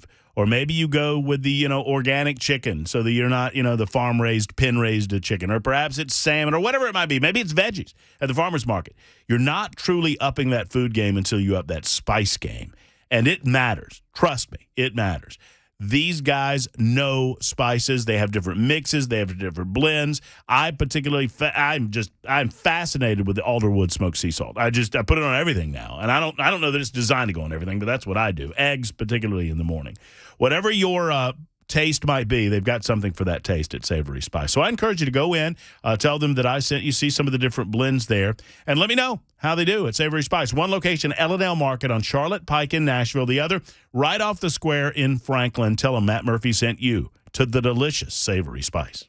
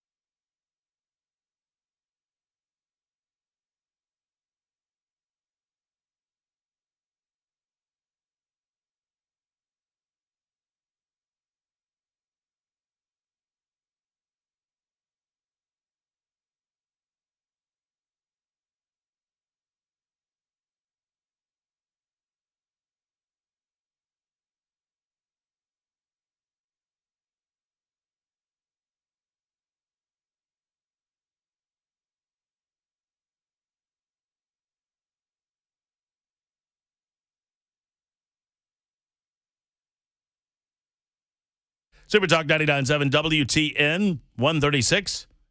I guess you accomplished your goal. You were like waving at me to pay attention, and I did. And then we're back. Hey, Matt. Good to see you, Bell. I've Hi, missed Scott. you. I've missed you, Bell. I missed you both. It's good seeing you. Good to see you, Bill. I got to go. Yeah, you're busy over there. Busy. We're busy over here, too. One more good segment with our representative, Scott Sapig. Well, he's not my representative, but I feel like he is. He's from Murray County. But he is a regular on the show, filling us in on exactly what's going down in the legislative session. I'm going to miss you. But, hey, we get to see each other during the special. That's nice, That's huh? right. Yes. Talk to me about this. The governor calls a special. There were rumors and whatnot, and they've come to fruition. We don't really have specifics quite yet, unless they've broken today, and I've not seen them. But what do you make of a special session specific to orders of protection, red flag laws, whatever we want to call them? Well, I think in my opinion here, I think we got to be really careful what we're doing here. Congressman Burchett summed it up in your previous interview with him is, if you're not on one of those committees, I don't have a say until the bill gets to the House floor. And that's it. I mean, I'm voting on a piece of legislation that I really don't have any say in because it's being driven from the governor's office. I would much prefer the House, like we did in education, having hearings on a particular problem and letting people come to the microphone up there in Nashville and tell us what the solutions are to the problem. We know that there might be a problem here. I said might be a problem here. Mm-hmm. Talk to us about the solutions to that, and then let's sit together and put our heads together, listening to all sides, and see if the process that we have in place, like the extreme orders of protection or the red flag laws, which I vehemently oppose, we already have a system in place in Tennessee for involuntary surrendering of your rights, but it's done through a court process. Here's the question, and I don't have this answer. Does it work efficiently? How old is it? Mm-hmm. Can technology make it more efficient? Is it due process? Are we trampling on someone's constitutional rights? Because I believe in a constitutional republic. I'm going to do everything I can, Matt, to defend an individual's constitutional rights. That's what we're supposed to do. Well, and it occurs to me that what you just said seems to be the most reasonable way to go about this. You have one side on the argument saying it's all about the guns and we need to eliminate the guns. And then I hear a lot on, I would say, our side of the argument to say, we've got a mental health crisis in the United States of America, and obviously something that we're doing is not working. Mm-hmm. It would occur to me that instead of going right there to separating guns from mentally ill people, why don't we back up and say, okay, we have on the books, as you described, ways to involuntarily incarcerate individuals for 72 hours or whatever it might be in order to evaluate them, to see if they're a danger to themselves, danger to others. Let's talk about that for a minute, whether that's effective, whether that's working, where it's not working. Because obviously, if you incarcerate someone for 72 hours, you're separating them necessarily from those guns that they might own. I would think we can do this without going there and potentially violating the rights of law-abiding citizens when it comes to the Second Amendment. Right. The only thing I want to correct you on is we don't incarcerate people, we commit people. Well, sure, poor choice of words, but right. I get you. Yeah. And so we already have a process. The one thing I've been told by psychologists and psychiatrists is be very careful what you do here, because if you make it where I can take away somebody's constitutional rights arbitrarily, just going before a judge and saying, hey, I believe this, with the other side not getting to participate, you could do more damage to the people seeking out mental health because now they lose the trust of the people they're talking to. So there's a lot of nuances here, Matt. And let's face it, this special session is probably going to be, I would assume, like they mostly are, 3 to 4 days. We're going to do something. So you guys come in. I mean, walk me through this. You come in. There are bills waiting on you, I would bet. That's correct. They go to the committees. Right. If you're not on that committee, you just sit around. Correct. And wait for them to get debated within the committee? Well, no, you wait until they get to the House floor to wage your opinion on it one way or the other. I mean, you can file amendments on the House floor, but by then it's almost too late because now you got to convince 50 people to change the bill on the House floor that's already been brought through the committee system that shows up on the House floor. Right. It's very, very difficult. It's almost like the cake has already been baked. Right. And so that's why you have hearings that gives everybody a chance to weigh in on this and look at it and dissect it, And remember, this is a mental health issue, 100%. This person who walked into this school and looked down the barrel and shot individuals is a mental health issue. Mm-hmm. It's not a gun issue, okay? Cars, there are people behind cars all the time that kill people. Yep. Drugs, knives, axes, fentanyl. How many people is fentanyl killing? We got bills all over the books to outlaw fentanyl. It's the people who are choosing to do this. We need more time, Matt, to make sure we make a good decision. Because now you're affecting law-abiding citizens' lives, right? I mean, if we pass a law, you're a law-abiding citizen. You're going to follow the law. We got to make sure we don't make a rash decision here from somebody. Well, once again, if it was a matter of you pass a law and you fix the problem, correct me if I'm wrong, but Covenant School was a gun-free zone. That's correct. It is against the law to take a gun into the Covenant School. It's felony. So if laws in and of themselves, as we've said 1,000 times on my show, I'm sure you've thought it and said it yourself, Scott, they don't in and of themselves protect those youngsters against anyone except law-abiding people. Criminals, by definition, don't abide by the law, so they ignore. So that leads to the question, and it begs the question, what do you think the governor's what is his outcome here? What is his goal? What is his game plan? Well, excuse me. I think the governor is trying to do something that's good. I really do. I know. I think his heart's in the right place. I know Governor Lee, he's got a huge heart, and I know he's hurting right now because a lot of this was close to him and his wife, right? They know. I think Cynthia Peak was a friend of the family. Right. They know some of these people firsthand. And I think they're trying to react to something that they think is good that they can solve for Tennessee. States all across the country have been trying to solve this problem for decades. We passed laws about you can't carry guns in schools, you can't do this, and people are still going to, the people that are going to do these things, they don't care about the law. They don't care. So how do I pass a law for someone that doesn't care about the law? And you don't. You just try to do the best you can. Now, I think, and what we talked about in the budget, some things we were talking about in the budget, the amount of money that we're providing for mental health to get people more help, make sure the process of referrals. We passed a bill that make the committal process for somebody who's in a crisis 10 times quicker now, making sure that when they go to an emergency room, we can get them signed off into a mental health facility quicker now, to make sure they're getting the help in real time. But you got to be careful, Matt, when you start talking about mental health. We have thousands of veterans that are going through post-traumatic stress syndrome, right? Mm-hmm. Are we going to start taking their rights away to carry firearms because they're getting treatment for something that they're living with on a daily basis? No.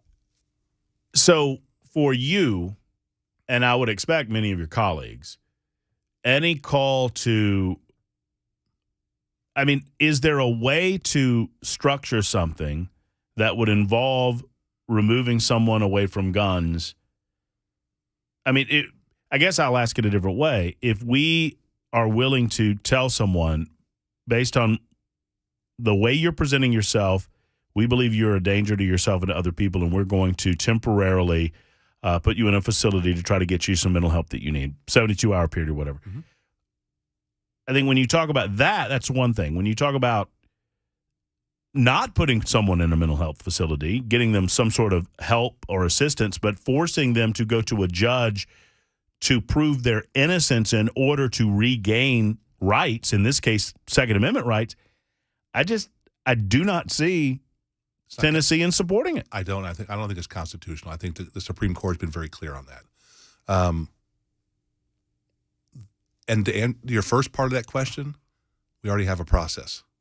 Right. So what we should be, in my opinion here, I'm one vote, but what we should be looking at is, does that process work efficiently? What if that law was passed in the 40s with the technology they had back then?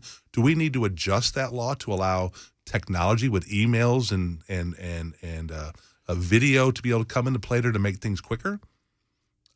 I can basically give you a 30,000-foot view of how that process works, but what we need to know is exactly what is the process, how does it work, what is the real time, and look at it that way, Matt. I do not believe guns are the problem here. It's a mental health issue. So is there a way to carve that out of a special session without dealing specifically with the removal of guns from individuals? I mean, if you don't bring that aspect of it up, I mean, I guess anything can come out of the committees, I would assume. True. I would think that I do not believe Governor Lee is going to call a special session unless he already has language written. I mean, what likelihood would you put it at? And, I said online, I'm against red flag laws primarily because red flag laws don't work, but I'm willing to listen to anybody. I'm willing, if you've got a proposal to bring to the table. So I'm not precluding whatever proposal that Governor Lee might have that you've not seen yet, that Matt Murphy hasn't seen yet. Right. But it feels like the likelihood of anything being accomplished in the special session starts at a low number. And a lot has to happen to get it above a threshold where something can get passed. Well, I would agree with you on that. I would think that most of us are going to walk into those meetings and discussions with the Constitution in one of our hands. And listening to the proposal, looking at the language in the bill, and then referencing the Constitution to make sure that we're not infringing on anybody's rights of due process. There's multiple constitutional amendments here that would preclude some of this legislation from going forward. If we stay focused on the process that we have and how to make it more efficient with due process involved, making sure that if someone is in a crisis, they can get the help in real time. You can't have someone in a crisis and then have this archaic process that it takes people to get the help.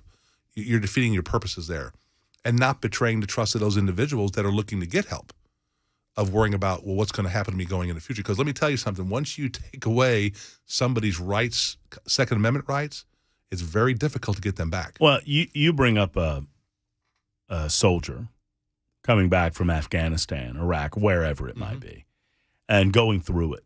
Going through the trauma of PTSD or whatever their mental situation might be. If you add a layer of possibility to that individual, just that typical individual, that they're going to have their guns removed from them, the likelihood of them going to try to get the help that they so desperately need goes down. That's correct. There's no question that it goes down. That's correct.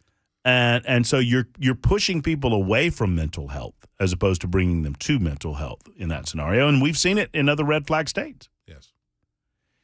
All right, 2 minutes left. Let's talk about the Duck River. Yes. Did you get this done? Did this thing happen? The Duck River Protection Act passed. Passed with 79 votes in the House of Representatives. Passed almost, I think it passed. I know it's important. Now, I like picking on you about it, but I know that it's important, and I'm fascinated that some of your detractors say that this isn't small government conservatism. How do you respond? I mean, there have been a few that have said that. Well, I believe that we all need water, and we all need clean water, and to put the potential of a landfill on one of your best drinking water sources in southern Middle Tennessee is probably not a really smart thing to do. I think our counties are going to have to solve the solid waste issues that's there. I believe there's unique technologies that can make that more efficiently, or make it done more efficiently. But when push comes to shove, Matt, we have got to protect our natural resources. And to the fact that if you look in the budget this year, we put hundreds of millions of dollars into our natural resources this year. Parks, creating new parks, greenways, cleaning up brownfield sites. This is all we have, Matt. What's ever in the state of Tennessee land-wise, that's all we have. Trust me, we're not going into Alabama and taking Huntsville. Boy, we could, though. Well, we could take Alabama. I've been there. Well, so, Biggie, we could take Alabama. I'm just telling you. Anyway. Well, we take them in football now, so. That's well spoken. We take them in football, so. And finally, you made it a focus, and I wanted to circle back to this because I don't want to forget, when you're not here, I'll wag my fingers and shame you guys in the House of Representatives, but I want to talk about positive things while you're here. Education. What positive happened in education this session that you take away? I mean, I know that you made it an area of your focus. You've got to have a sense of pride of some of the things you accomplished. We've done a lot of really good things. The first thing was the teacher pay increase that we're going to, by 2026, the minimum salary will go from roughly $37,000 to $50,000 for a teacher, but every teacher also gets a bump along the way. By the way, the Tennessee 3 voted against that. Side note there. We put $1 billion. Is there any good piece of legislation they didn't vote against? I don't think so. No, I can't think of one. Yeah. Well, no, they actually voted for the Duck River bill. Oh, well, there you There go. you go. Yeah, you made friends. But in the budget, they vote against environmental things, too, by the way. In education, $1 billion for the creation of new TCAS for Centers for Applied Technology. Kids that don't want to go to college but want to become welders, electricians, health sciences, that's in there. $125 million in teacher raises this year, plus, like I said, the $50,000 base by 2026. $7.6 million, this is a big one for me, in K through 3 tutoring. State paid for that. The state's now we're going to bump tutoring down starting in kindergarten for these kids that need it to get them caught up. $21 million for the expansion of our summer learning camps down to kindergarten, so we're going to have kids the ability to go to summer school. $10 million transportation grants to pay for the buses to get them around in summer school. $18 million for pre-K special education expansion, and then lastly, $15 million to maintain local budget levels to fund 6 weeks of paid family leave for the teachers. It's funded by the state. $19 billion of non-recurring money we're putting to use for Tennessee. Great stuff, Scott. I missed you last week. I'm glad you were able to catch us up this week. And as the special session gets underway, hopefully we can have some more of these visits, you know? Hey, I just want to say it's been a privilege to come on here and talk to you and your listeners. Been a lot of fun. Hopefully I've been, an asset to you to be able to give you the information and your listeners need, and look forward to representing you in the second half of the 113. I mean, look at if you're watching on Talk TV. I mean, the man's going to work today. I expect him to come in and pull over in shorts and Crocs, but he's in the suit. He's ready to go. Already had meetings this morning. Thank you, Scott. My pleasure. Representative Scott Sapicki, 152, Super Talk 99.7 WTN.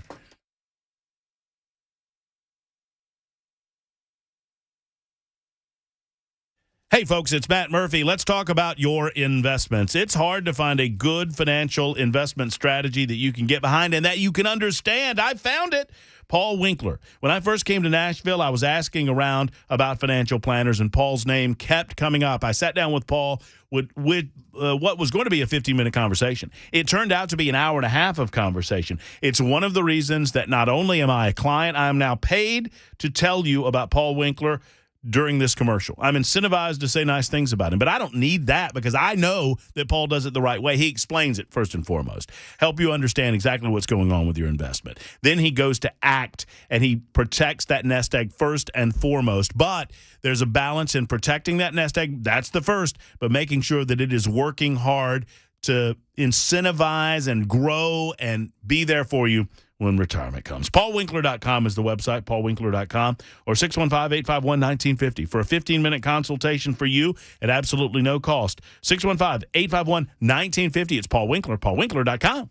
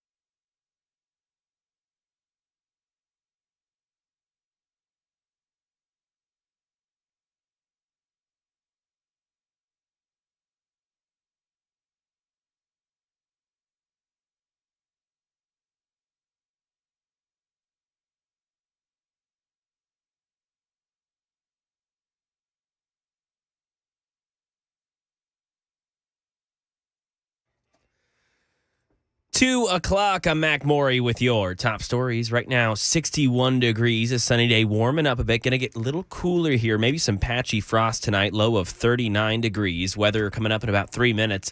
U.S. Special Operations Forces evacuating American diplomats from the U.S. Embassy in Khartoum. Here's Karen Travers on American citizens still in the country. The administration is also saying that many of those people are dual citizens, so that it's difficult to get a fully accurate read on how many of them actually want to leave the country right now, how many of them are going to prefer to stay. So 16,000 would be the entire universe of people that could be looking to leave, but it might not be everybody. Right now, a big crime story here in Tennessee. News 2 says that a man accused of raping a woman was taken into custody yesterday after months-long search. 32-year-old William Hall Judas was on the top 10 most wanted list in the city due to the alleged sexual assaults. They date back to February 14th.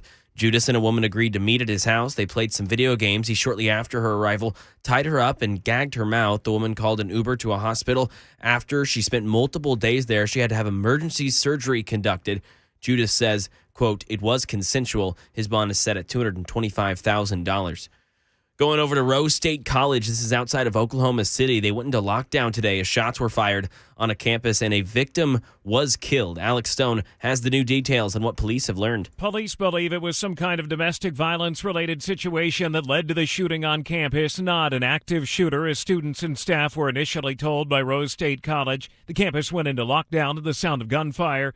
Midwest City Police Chief Sid Porter says a shooter complied when officers arrived on scene. The victim's a male. He says a campus had just done an active shooter drill 2 weeks ago.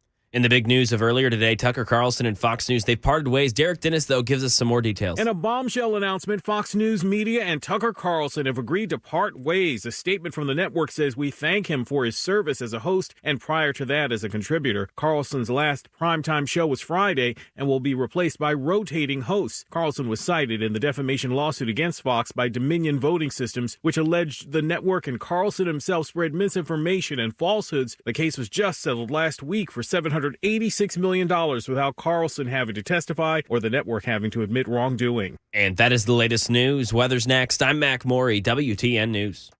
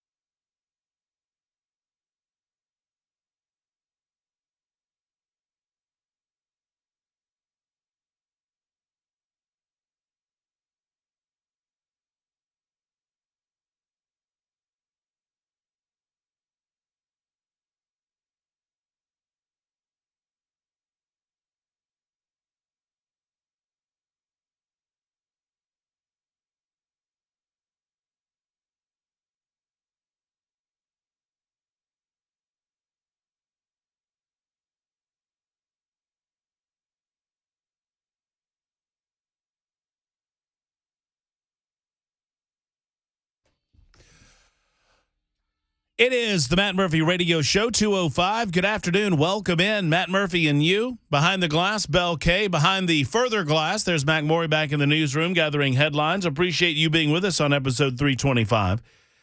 We have not been able to get to telephone calls for the first 2 hours, and so I'm opening them up on this Monday edition, the last hour, whether it's Tucker Carlson or Don Lemon you want to discuss.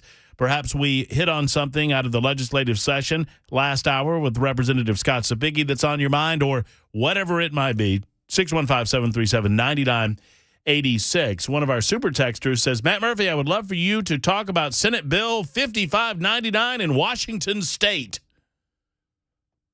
Well, okay. I've been waiting on that too. I figured you were, since I've been here, really. So not just today, like, since I got pulled into Nashville. That was the Murphy, first thing we discussed when you and I had breakfast that very first time. Yeah, Waffle House. Hey, how about that Washington State Senate Bill 5599? I said, well, what about it? And you said, man, it's something, isn't it? And I said, yeah, it is something. And you said, what do you think about it? And I said, I don't know. Remains to be seen. A lot of changes happening as we speak. And then Erica goes, you're both idiots. That last part was true, I think. Senate Bill 5599 in Washington State has to do with protecting transgender youth. You're seeing this in our bluest of blue states as they double down on the concept of, quote, protecting transgender people. I'll say this. I don't agree with a lot of what Megyn Kelly. You remember Megyn Kelly? Megyn Kelly, formerly of Fox News. Maybe they can bring her back. You never know. Now that Tucker Carlson's gone. By the way, if you're just joining us, perhaps you've not been available in front of your phone or in front of a speaker where you can hear Super Talk 99.7 WT and some breaking news today in our world, in the world of media, in the world of politics. Tucker Carlson and Fox News have parted ways. Now, there's a lot of rumor going on as to how all of that shook out, and eventually we'll find out. There's speculation that Rupert Murdoch cut him off at the knees. There's also speculation that Tucker Carlson had had enough of some of the rules of the road regarding Fox News, or perhaps had just felt like he could go out and do a better job of getting his messaging out in a different format, in a different way. We don't know what Tucker Carlson's going to do. Maybe he goes to another network. Hell, here's my guess. As long as we're speculating, who wants to speculate with me? Mac Morey, you back there? You want to speculate? Yeah, Okay, let's speculate. Let's enter the world in the arena of speculation. What will Tucker do next? I have a very, very strong idea about what I think is going to happen. Ready. All right? What's the take? You want me to go first? Yeah. Elon Musk buys CNN. Whoa, okay. And makes Tucker Carlson his primetime network show on CNN. They just had a 2-hour sit down together. Yes. He just interviewed him for Tucker Carlson tonight, along with his the Fox Nation podcast. They seem to get along. Elon's got the money. It's my understanding that Disney. I mean, CNN is like a derivative of Disney now, right? Who's their parent company? Time Warner. Right.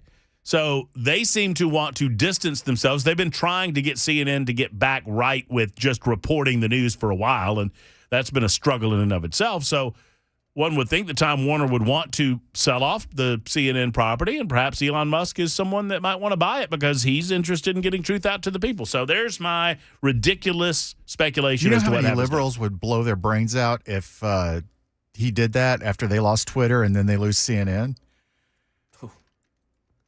I don't know about the blowing the brains out part, but yeah, there'd be a lot of upset liberals. All right, they don't have any guns to blow their brains out. They don't believe in all of that. Not a lot of brains either. True. Brian, by the way, you can text us your own wild speculation as to what Tucker Carlson's going to do next, like Brian has done. Brian says Tucker Carlson, new Nashville Predators coach. Bet on it. I mean, maybe. Stranger things have happened. He'd probably give some good speeches, some good uplifting, motivational. We got this. Come on. Oh yeah, patriotic speeches in the locker area about these Canadians coming down and running roughshod over the Preds or whatever it might be. Be tougher when you play the Phillies, though. I don't know what angle he has there. By the way, I need to get to a Preds game. Oh, have you never been? I've never been. Oh, man. I need to get. Is the season so fun? Is the season over yet? Season's over for the Preds, yes. Is it? Did not make the playoffs. Oh, that's unfortunate. But the fact that they were close the entire season is very impressive. So will we go next year? To the playoffs? You here, me here. Oh, yeah. As long as we're not, as long as we've not been Don Lemon. Yeah.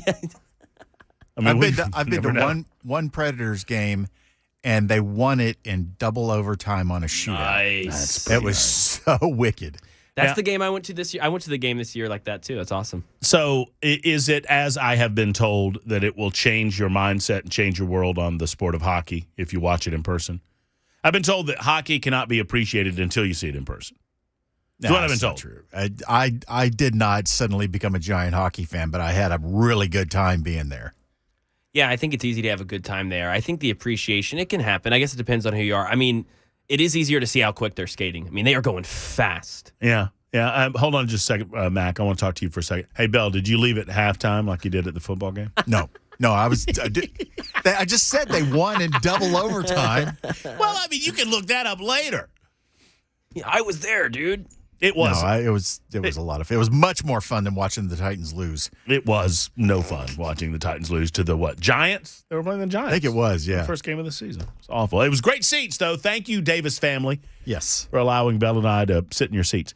So what is your wild speculation, Maury? You got anything? What's Tucker do next? What do you think? This is just, I don't know if I necessarily think this happens, but I've heard it said now in the super text line. I don't know how I feel about it. It's kind of crazy. Don Lemon and Tucker joining somewhere. The D&T? Come on, baby. DT in the evening? That would be more like the UFC. like old school Crossfire. Yeah. That would be fun. That would be nice. Like old school. This is before your time. There was a time, McMaury, when he was on, when Sean Hannity had a liberal on his show, wow. A man by the name of Alan Combs, and it was a good show. Who has since passed away. Alan Combs is no longer with us, but Alan Combs was on with Hannity, and on a nightly basis, you would watch Sean Hannity just thrash that liberal. And he was married to Ann Coulter's sister. Was he? Yes. I didn't know that.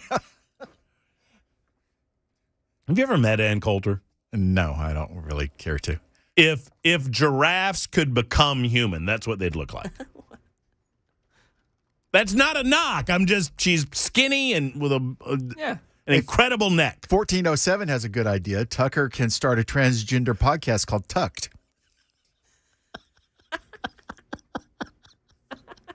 I don't know if you need to change it to Tucked. You just keep Tucker and Tucker. Sponsored by Bud Light. Absolutely. Brought to you by Bud Light and Tampax. It's Tucker with Don Lemon. Special guest Brian Mulvaney. Ryan Mulvaney. What's his name? Dylan Mulvaney. Whatever. Whoever. And it's a her, apparently. Oh, you're what? Supposed to be. It's all very confusing to me. All right, so circling right back around. So your wild speculation, Mac, is that he starts a show with Don Lemon. If you want to be honest, wherever the money is where he'll go. There is more chance that he becomes the coach of the Nashville Predators than he starts a show. I'm only half joking about the Elon Musk thing. I don't think it's maybe it is possible that Rupert Murdoch just had a belly full of it and he's mad about the $1 billion he had to pay or thereabouts to Dominion voting machines and he wants a head to roll. I don't understand why that head would not be Sean Hannity's, though. Well, maybe it's an issue of salary on top of it all because Tucker was making some pretty big coin and their profits are kind of taking a hit this year. Yeah. I suppose. Although, why would you kill the golden goose, though? Because you're mad and you're making an irrational decision.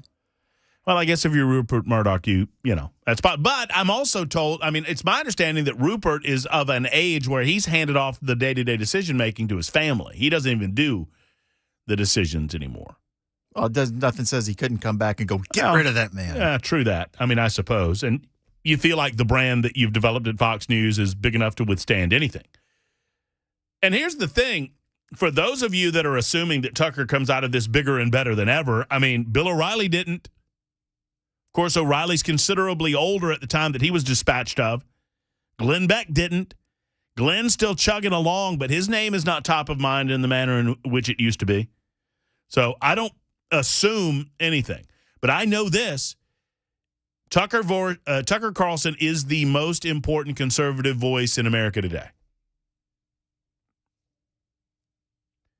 I mean, until his death, that was Rush Limbaugh.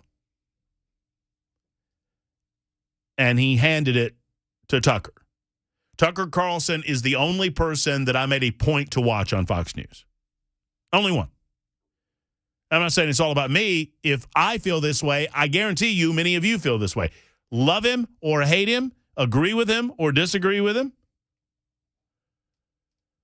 So, you know, and I agree with JB, Tucker Carlson has a lot of money. He could easily just say, I'm out. The world's going to hell in a handbasket. There's nothing that I can do about it. I'm going to buy an island somewhere and I'll see you. Wouldn't want to be you.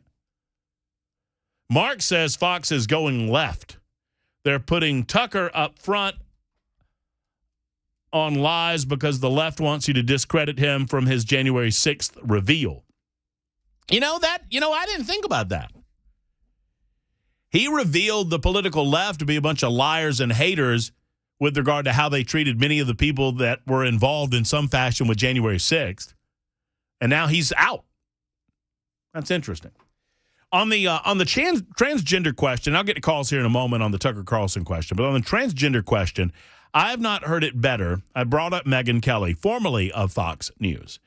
Megyn does a lot of things now. She's got a podcast going on. You don't hear a lot about her, much like some of the ones that I mentioned that were from Fox News earlier. But here's a minute and a half of Megyn Kelly that I think you need to hear, because she encapsulated in a minute and a half exactly where I am on the transgender issues that face us as a nation today. And I don't say this lightly. I could not have said it better myself, because most of the things that I hear on TV, I could say better myself. But this is not one of them. Listen as Megyn Kelly explains where she was, where she is, and where she's going on the issue of transgenderism in the United States of America. Go. I started off being like, I understand. I have empathy for you. I will use your pronouns of choice. You know, I'm not going to say you're a woman, but you're a trans woman. And now I am realizing that all of those things are gateway drugs to the co-opting of female sports and the word female and the word woman and breastfeeding and childbearing and menstruation, all the things that are under solidly the list of what is a woman. And I'm really done. I'm done. There is no such thing as somebody who's born a biological man who is secretly a woman. Who can become a woman. At best, you are a trans woman. And even that I'm wrestling with. I really am. I don't even really understand what that is. You're a trans person. You're really a biological man who's got some gender confusion issues, and my heart goes out to you. But you're not a woman. Dylan Mulvaney, you put on a dress, you take a bunch of estrogen to grow something that approximates baby breasts. I don't know what those are. That's not what a woman is. You'll never be a woman. You can have the surgery. Dylan says they're getting bottom surgery. Go ahead, have your penis chopped off. You're still not a woman. Getting a surgeon to cut a hole down there doesn't make you a woman. You don't know the first thing about being a woman. You have no idea what the average woman has been through the course of her life, the challenges we have, the beauty of being a woman, the softness of being a woman, and you never will. You're never going to have it. Doesn't matter how many surgeries, doesn't matter how many hormones. And I'm done engaging in this fiction, Paul. I'm done. I have empathy. I have compassion, but I am not willing to abandon truth in the name of sparing feelings. I could not say this better. And this is what we are asked to do. If you were born a man and you want to be a woman, well, I feel for you. I feel sorry for you. I'm sorry that this happened. If you want to do everything in your power to make you as womanly as you can possibly do it, it's a free country. If you're a grown person, you got the money, chop anything off, add anything, whatever. But that's not enough. Then you come to me and you say, you have to call me a woman. And I said, no, I'm not going to do that. And much like Megyn Kelly, I feel for these people who are going through these mental issues. So I try to be nice. I try to be a nice person. Okay, well, if you're born a guy, but if you want me to call you a trans woman, okay, fine. That trans woman, I'll try to use, no, it's not enough. I'm a woman. No, you're not. I get it that you want to be. I'm sorry that you don't ever get to be a woman, but me telling you that you get to be a woman, it might help your feelings a little bit, but it's not truth. It's not. Yeah, but you're going to hurt someone's feelings. What hurts them worse? Lying to them? Well, you can be a woman if you want to. No, you can't. It occurred to me over the weekend because someone asked me, the difference between the homosexual community and the transgender community in terms of the ask. When the homosexual community was making the ask, all they wanted to be was to be treated the same. They said, you don't know what's in my head. They said, you know what they said? They said, I was born this way, right? This is the way I was born. I can't help whom I'm attracted to. All I want you is to treat me no differently than you treat any other person and accept the fact that I'm telling you the truth. This is the way that I was born. This is who I'm attracted to. I can't help it. And I finally said, that's fine. So long as you're not disrupting my life in any day-to-day way, let your flag fly. Go ahead. Do what you want. But this movement is coming to me, and they're not asking that we accept that they want to be a woman. They're asking that we call them something that they are functionally and biologically not. And that's the difference. You don't get to change biology. You don't get to change the language. You don't get to change society because you want something really badly.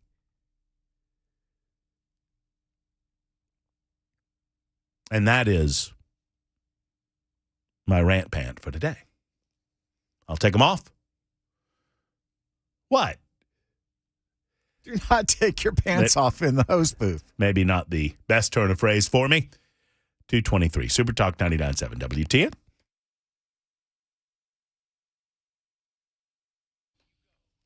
Hey, Dr. Gill and the Dr. Gill Center, friends, you got to get out there if you're feeling it, if you're hurting, if you're not yourself, if you've got back pain, neck pain, knee pain, hip pain, elbow pain, doesn't matter.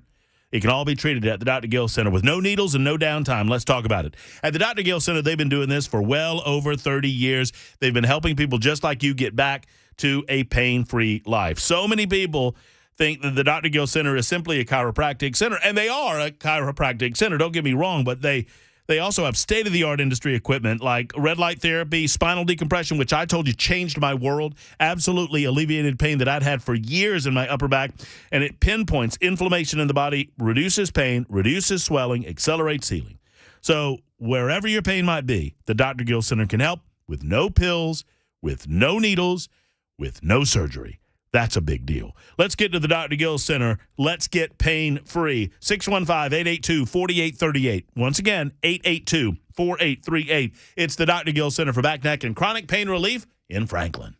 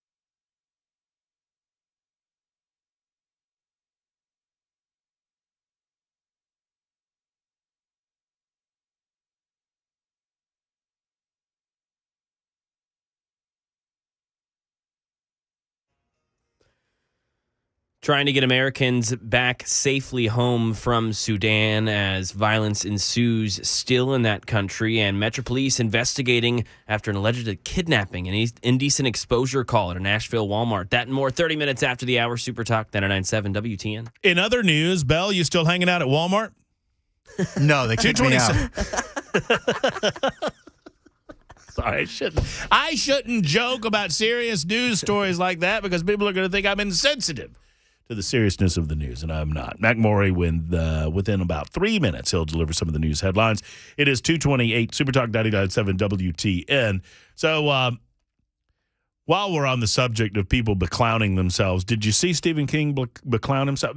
Apparently, the liberals, the entertainment types, they're very, very, very upset over Elon Musk's decision to just make a uniform policy that in order to get the blue check mark, you got to pay for it. There are no more. Apparently, Twitter engaged in this.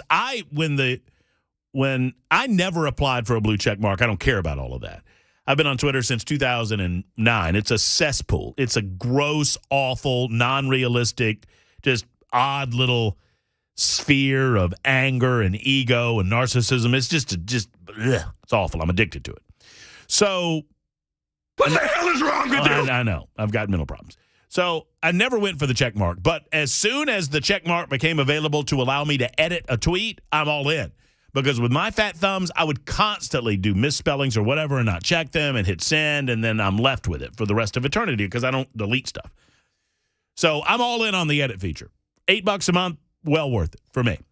And there's always some idiot who, instead of addressing your argument, goes, it's apostrophe R-E. Yeah, why are we talking about her? The grammar police are awesome.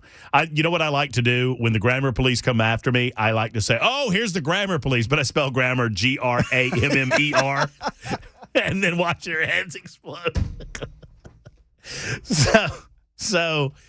But sometimes an exchange comes along that's just too delicious to keep. So apparently the left is all in a tizzy because they've had their check marks removed. A former hero of mine, Neil Bortz, got his panties all in a wad because he lost his check mark because he didn't pay for it. To which I said, I thought we used to be free market people, Neil. He's like, well, no blue check mark, no me. Nah. I'm like, well, don't let the door hit you, buddy. Nobody cares that much about you. I thought you cared enough about your audience, which is considerable. He had like 200,000 followers on Twitter, that you would pay $8 to share your thoughts with him and encourage them to sign up for your newsletter or whatever. He's so free market that he doesn't give out any, he has to be paid. I did think it was funny. LeBron James said he wasn't going to pay for it or whatever, and then Elon Musk was like, "Yeah, I'm going to pay for some of these." I'm going to pay for some people. Yeah, so Musk pays for LeBron James. He paid for Stephen King's apparently. Which, to be clear, he's not paying. Right. He just let them. They're comping them basically. He's comping the blue check. And so Stephen King got all beside himself because now it's virtue signaling not to pay. And so Stephen King said, I didn't pay. I haven't paid. Elon Musk paid, so don't you say that paid. And so then I guess I should offer a little backstory. Y'all realize the only reason that Ukraine has the internet is Elon Musk, right? It's the only reason. Starlink. Is Starlink, which Elon Musk is providing at no charge to the Ukrainian people or the Department of Defense. No charge. So the Stephen King flex was to say, I think Mr. Musk should give my blue check to charity. I recommend the Prytula Foundation, which provides life-saving services in Ukraine. It's only $8, so perhaps Mr. Musk could add a bit more. Elon Musk responds, I've donated $100 million to Ukraine. How much have you donated?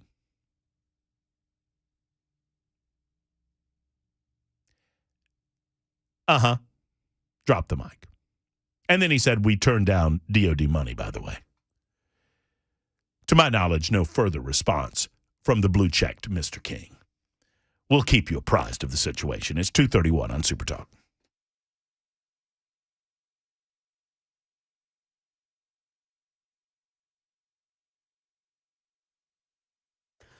2:32, I'm Mac Morey with your top story. 61 degrees, turning out to be a nice, sunny, clear day. A little bit cooler than the previous weekend, but weather coming up in just a few minutes.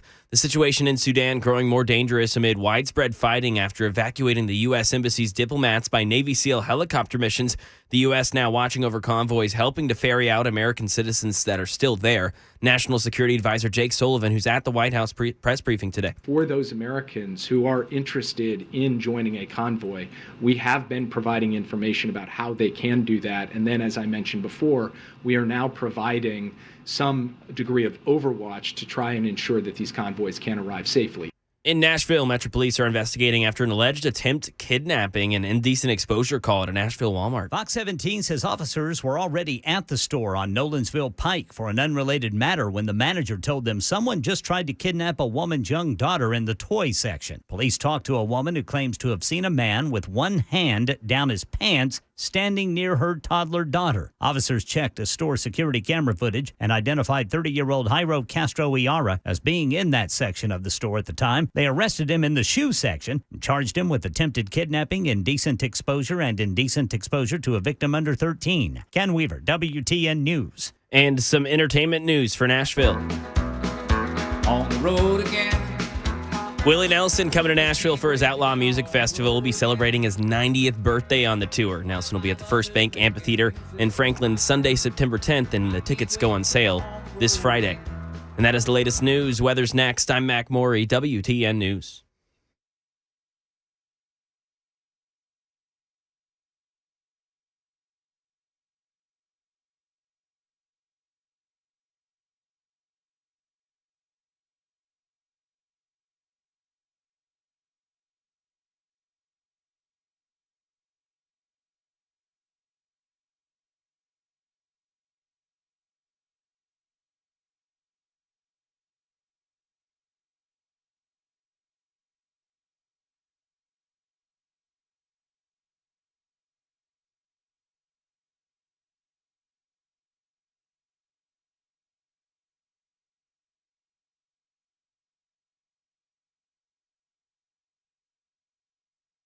I am so excited about my brand new association with McGill's world famous clock store. I went to the range for the first time last week. I met with Carlos. And here's the reality, folks. I've been shooting guns all of my adult life, really into my childhood. My grandfather first taught me how to shoot long guns. I've since learned, obviously, a good bit about shooting short guns, and handguns, I should say. And Carlos was the first one to tell me he had to look at a grown man and say, "You're holding the gun wrong."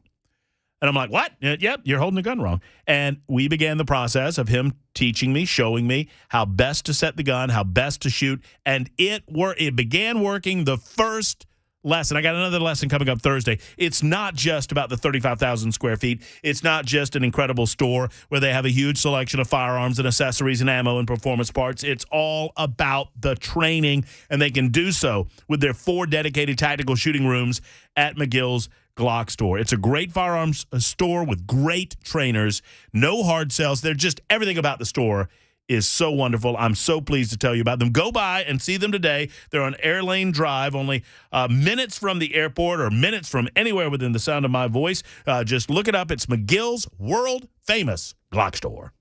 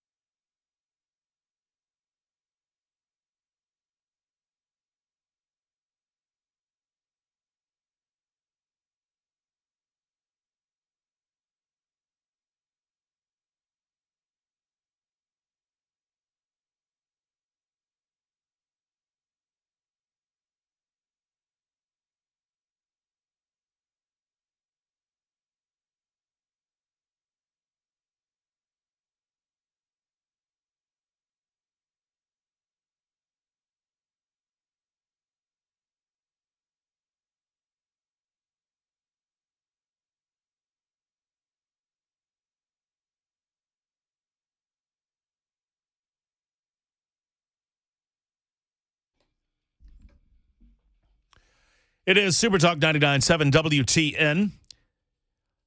2:38. Good to be back in the saddle from noon until 3 on Super Talk, Matt Murphy Show. The drive was fun. I had a good time last week. Brian Wilson is back from 3 until 7. He and Chris Webber will engage in proceedings at that time. Bel Kay, myself, Mac Maury in the saddle until then. And we love to hear from you, and you have called us up. John is in Goodlettsville, and he's next. John, what's on your mind? How are you? Hey, how are you doing today? I'm well, John. Thanks for calling in. You know, I think there's a lot of interest, obviously, about the trans debate. I think it's important for a very crucial reason, which is if we can't agree on basic realities, objective realities, it's unlikely we're going to agree on much else, right? And this has kind of been an uncontrolled runaway train, if you will, of where we've seen things progress. I've always been a supporter of gay rights. That has never crossed my mind. I have a good friend who's bi. I have a good friend who's gay. But this, in and of itself, is kind of a subversion of that very concept, right? If your sexual attraction is immutable and somebody can say that their sexual being is transformative, you've just kind of undone the exact pretense or framework of what got us to this point. And when you look at high levels of suicidality, 41%, desistance, especially among kids, of 80 to 90% if cross-sex hormones aren't administered, if you take a look at the side effects of those drugs, I think what you're seeing is a very, very concerning thing that needs at least some degree of pushback. And the problem is, anytime you contextualize it as refusal to play along equals death or suicide, what you're effectively doing is using emotionally manipulative and abusive tactics to chill debate and to essentially just stratify your own position. I've begun rejecting that outright. I think everyone has to. I don't care if somebody wants to be a soft, sensitive, emotive boy, right, or a very tough, callous, business-driven woman who doesn't want to have kids. That doesn't make you the other. Right. Or John, let me interrupt you for just a second. I know you're on a roll there, but or present yourself as the opposite sex. If you want to live a life presenting yourself as a woman, and within your circle of influence or circle of friends, ask that they respect your wishes to be treated as a woman, that's one thing. It's another thing to tell me that the truth isn't the truth. And that's the big difference. You hit on it. And I'm right there with you, John, because I have many, like most of us, it seems almost trite to say, but I have many friends who are gay. And their premise in our conversations, our very intimate and personal conversations were, look, you didn't choose to be heterosexual. I never chose to be homosexual. It is literally a matter of being born in this fashion. Now, without getting into the religious aspects of any of this, I accepted that premise because it's true. I never chose to be homosexual, or rather heterosexual. They never chose to be homosexual. And so I went with them on that premise. Transgenderism is arguing very much the opposite. And they're arguing against basic biological truth, which is what frustrates me so much about the conversation. They're putting feelings in front of truth. Yeah, absolutely. And I think what it comes from, though, is we have to start looking at what the root cause is, and I think it's despair. I think ultimately we've lost kind of these concrete institutions we used to rely on. I think whether just for secular sake and purpose, community and religion receded way too fast for the bedrock of what we need. And what people do is they fall into these online affirmation loops. And you can see this in any sort of thing, right? Whether it's people finding white nationalism or crazy stuff online. And what they do is they get told, especially young kids, at a very impressionable period in their lives, this is an easy way to get praise during a difficult time period and to avoid criticism.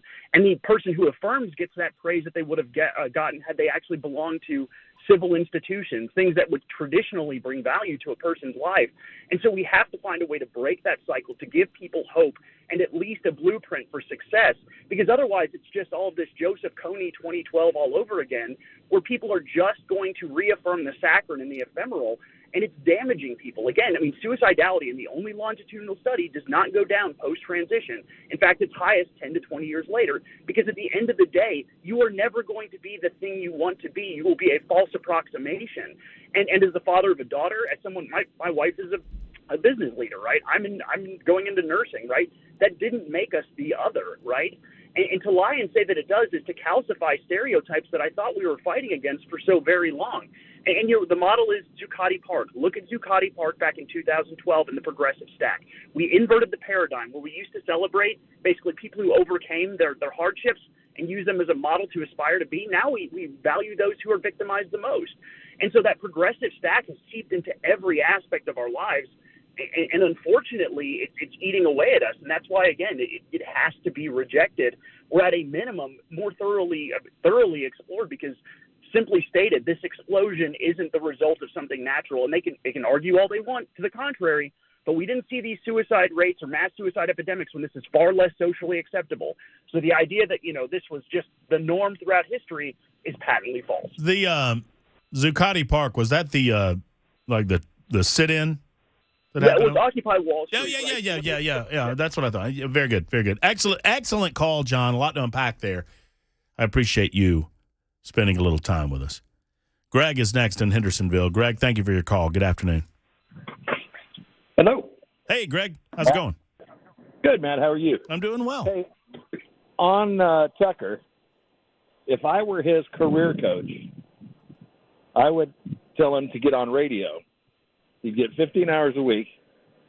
He'd work half the time that he works now, and he'd be the next Rush Limbaugh. I've heard it suggested. I think the one way, Tucker's going to have his fan base, and I consider myself a fan of Tucker's. So Tucker's going to have people follow him wherever he goes. Now, if I had to lean one way or the other, I don't know what happened. But, I'm beginning to lean toward the Tucker got let go by Rupert as opposed to the other way around. One way or the other, I don't know that matters. The one way that I think Tucker could immediately raise his profile and sphere of influence as the conservative thought leader in the United States of America is to do a 3-hour talk radio show. If he did, he'd be on 600 stations by the end of the year. By the end of the summer. Yeah. Yeah. Now, he would be the bomb. Well, hey, welcome to Nashville. Thank you, Greg. I appreciate the call. I appreciate the kind words. Let's go to Jeff in Hendersonville. Jeff, what's on your mind? Hey, how you doing?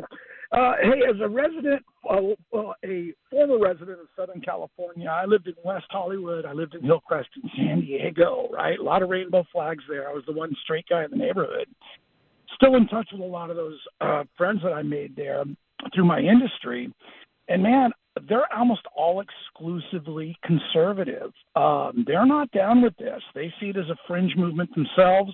It doesn't speak for them. Even those that have adopted kids, they're way more adamant about protecting children's innocence and rights. So it's interesting to see the narrative. I mean, a lot of it played into your former caller, John, which I think made a lot of great points, a lot of food for thought there. But a lot of my friends from Southern California, I'm now 2 years in Hendersonville, still culture shock, but they are gay, but they are conservative, and they absolutely stay in their lanes. I think it's just more of a diversion. I mean, we should be talking more about, Biden proposing paying an extra point on your mortgage if you have a high credit score. I mean, to me, it just seems like there's so much smoke and mirrors going on, but my opinion, I'll shut up now. Have a great one. Appreciate what you do. Thank you, Jeff. I appreciate the telephone call. The average gay pride parade,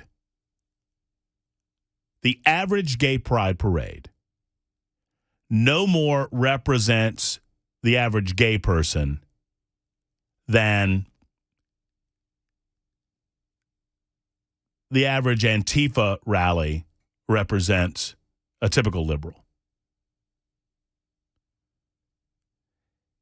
The average gay pride parade has become, I'm not attacking the homosexual community. What I'm actually doing is applauding the homosexual community.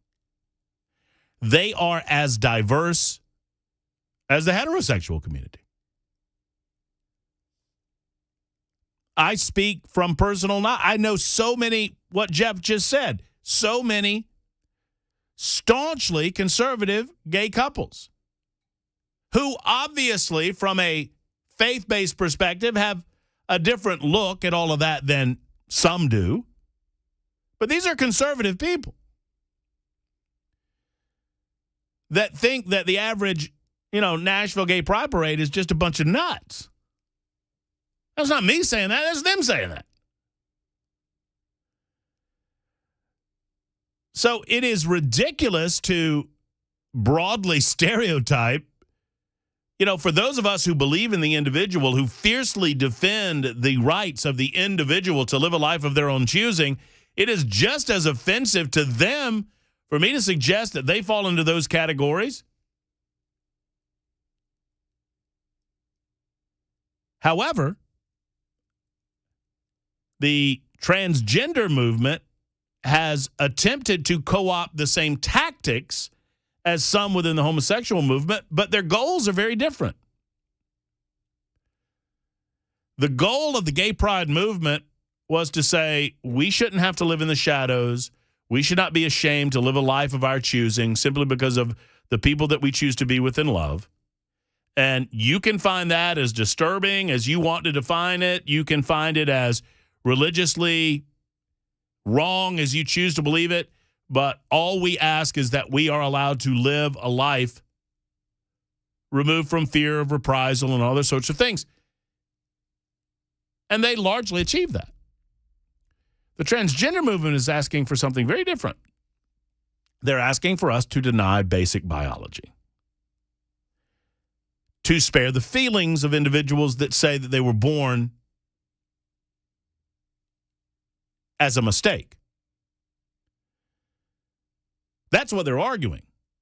I know it's hurtful to tell them that, but it's not me telling them that. They're telling me that, right? You're telling me that as a condition of your birth, a mistake was made, and you're trying to do everything you can to correct that mistake. I'm willing to go with you on that, but what I'm not willing to do is to tell you that you're a woman when you're not.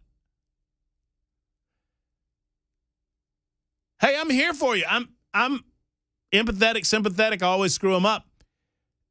If you really believe that, if you're truly gender dysphoric, I'm sorry for you. I'm sorry that happened to you, and it does not help you in any way for me to lie to you, just to make you feel better temporarily. And statistically, as John said from Hendersonville earlier, it's not going to make you any more or less prone to suicide or any of the other things that the general population might be prone to on a day-to-day basis.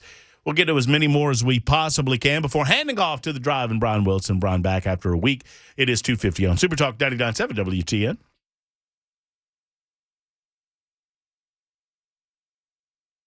The beauty of Paul Winkler, he does not start with investment strategy. He starts with education strategy. He helps you understand how to educate yourself, and he helps you along that path. He has 10 separate offices to serve. I'm impressed with so many different things about Paul Winkler, his knowledge of the financial world, his approach to planning and investment. Nothing is done on commission, and they are huge on education. It's one of the reasons that I'm not only an incentivized and paid endorser, I'm also a client of Paul Winkler's. You can set up a free 15-minute telephone conversation right now. And by the way, every office is run by a degreed planner with over 20 years experience. You don't have anybody fresh out of school here. You've got people that have been there, done that, seen that, and they understand how to explain it. Go to paulwinkler.com for more information or 15 minutes on the telephone with a free consultation. paulwinkler.com or call 615-851-1950. That's 851-1950. And be sure to mention that Matt Murphy sent you to Paul Winkler and paulwinkler.com.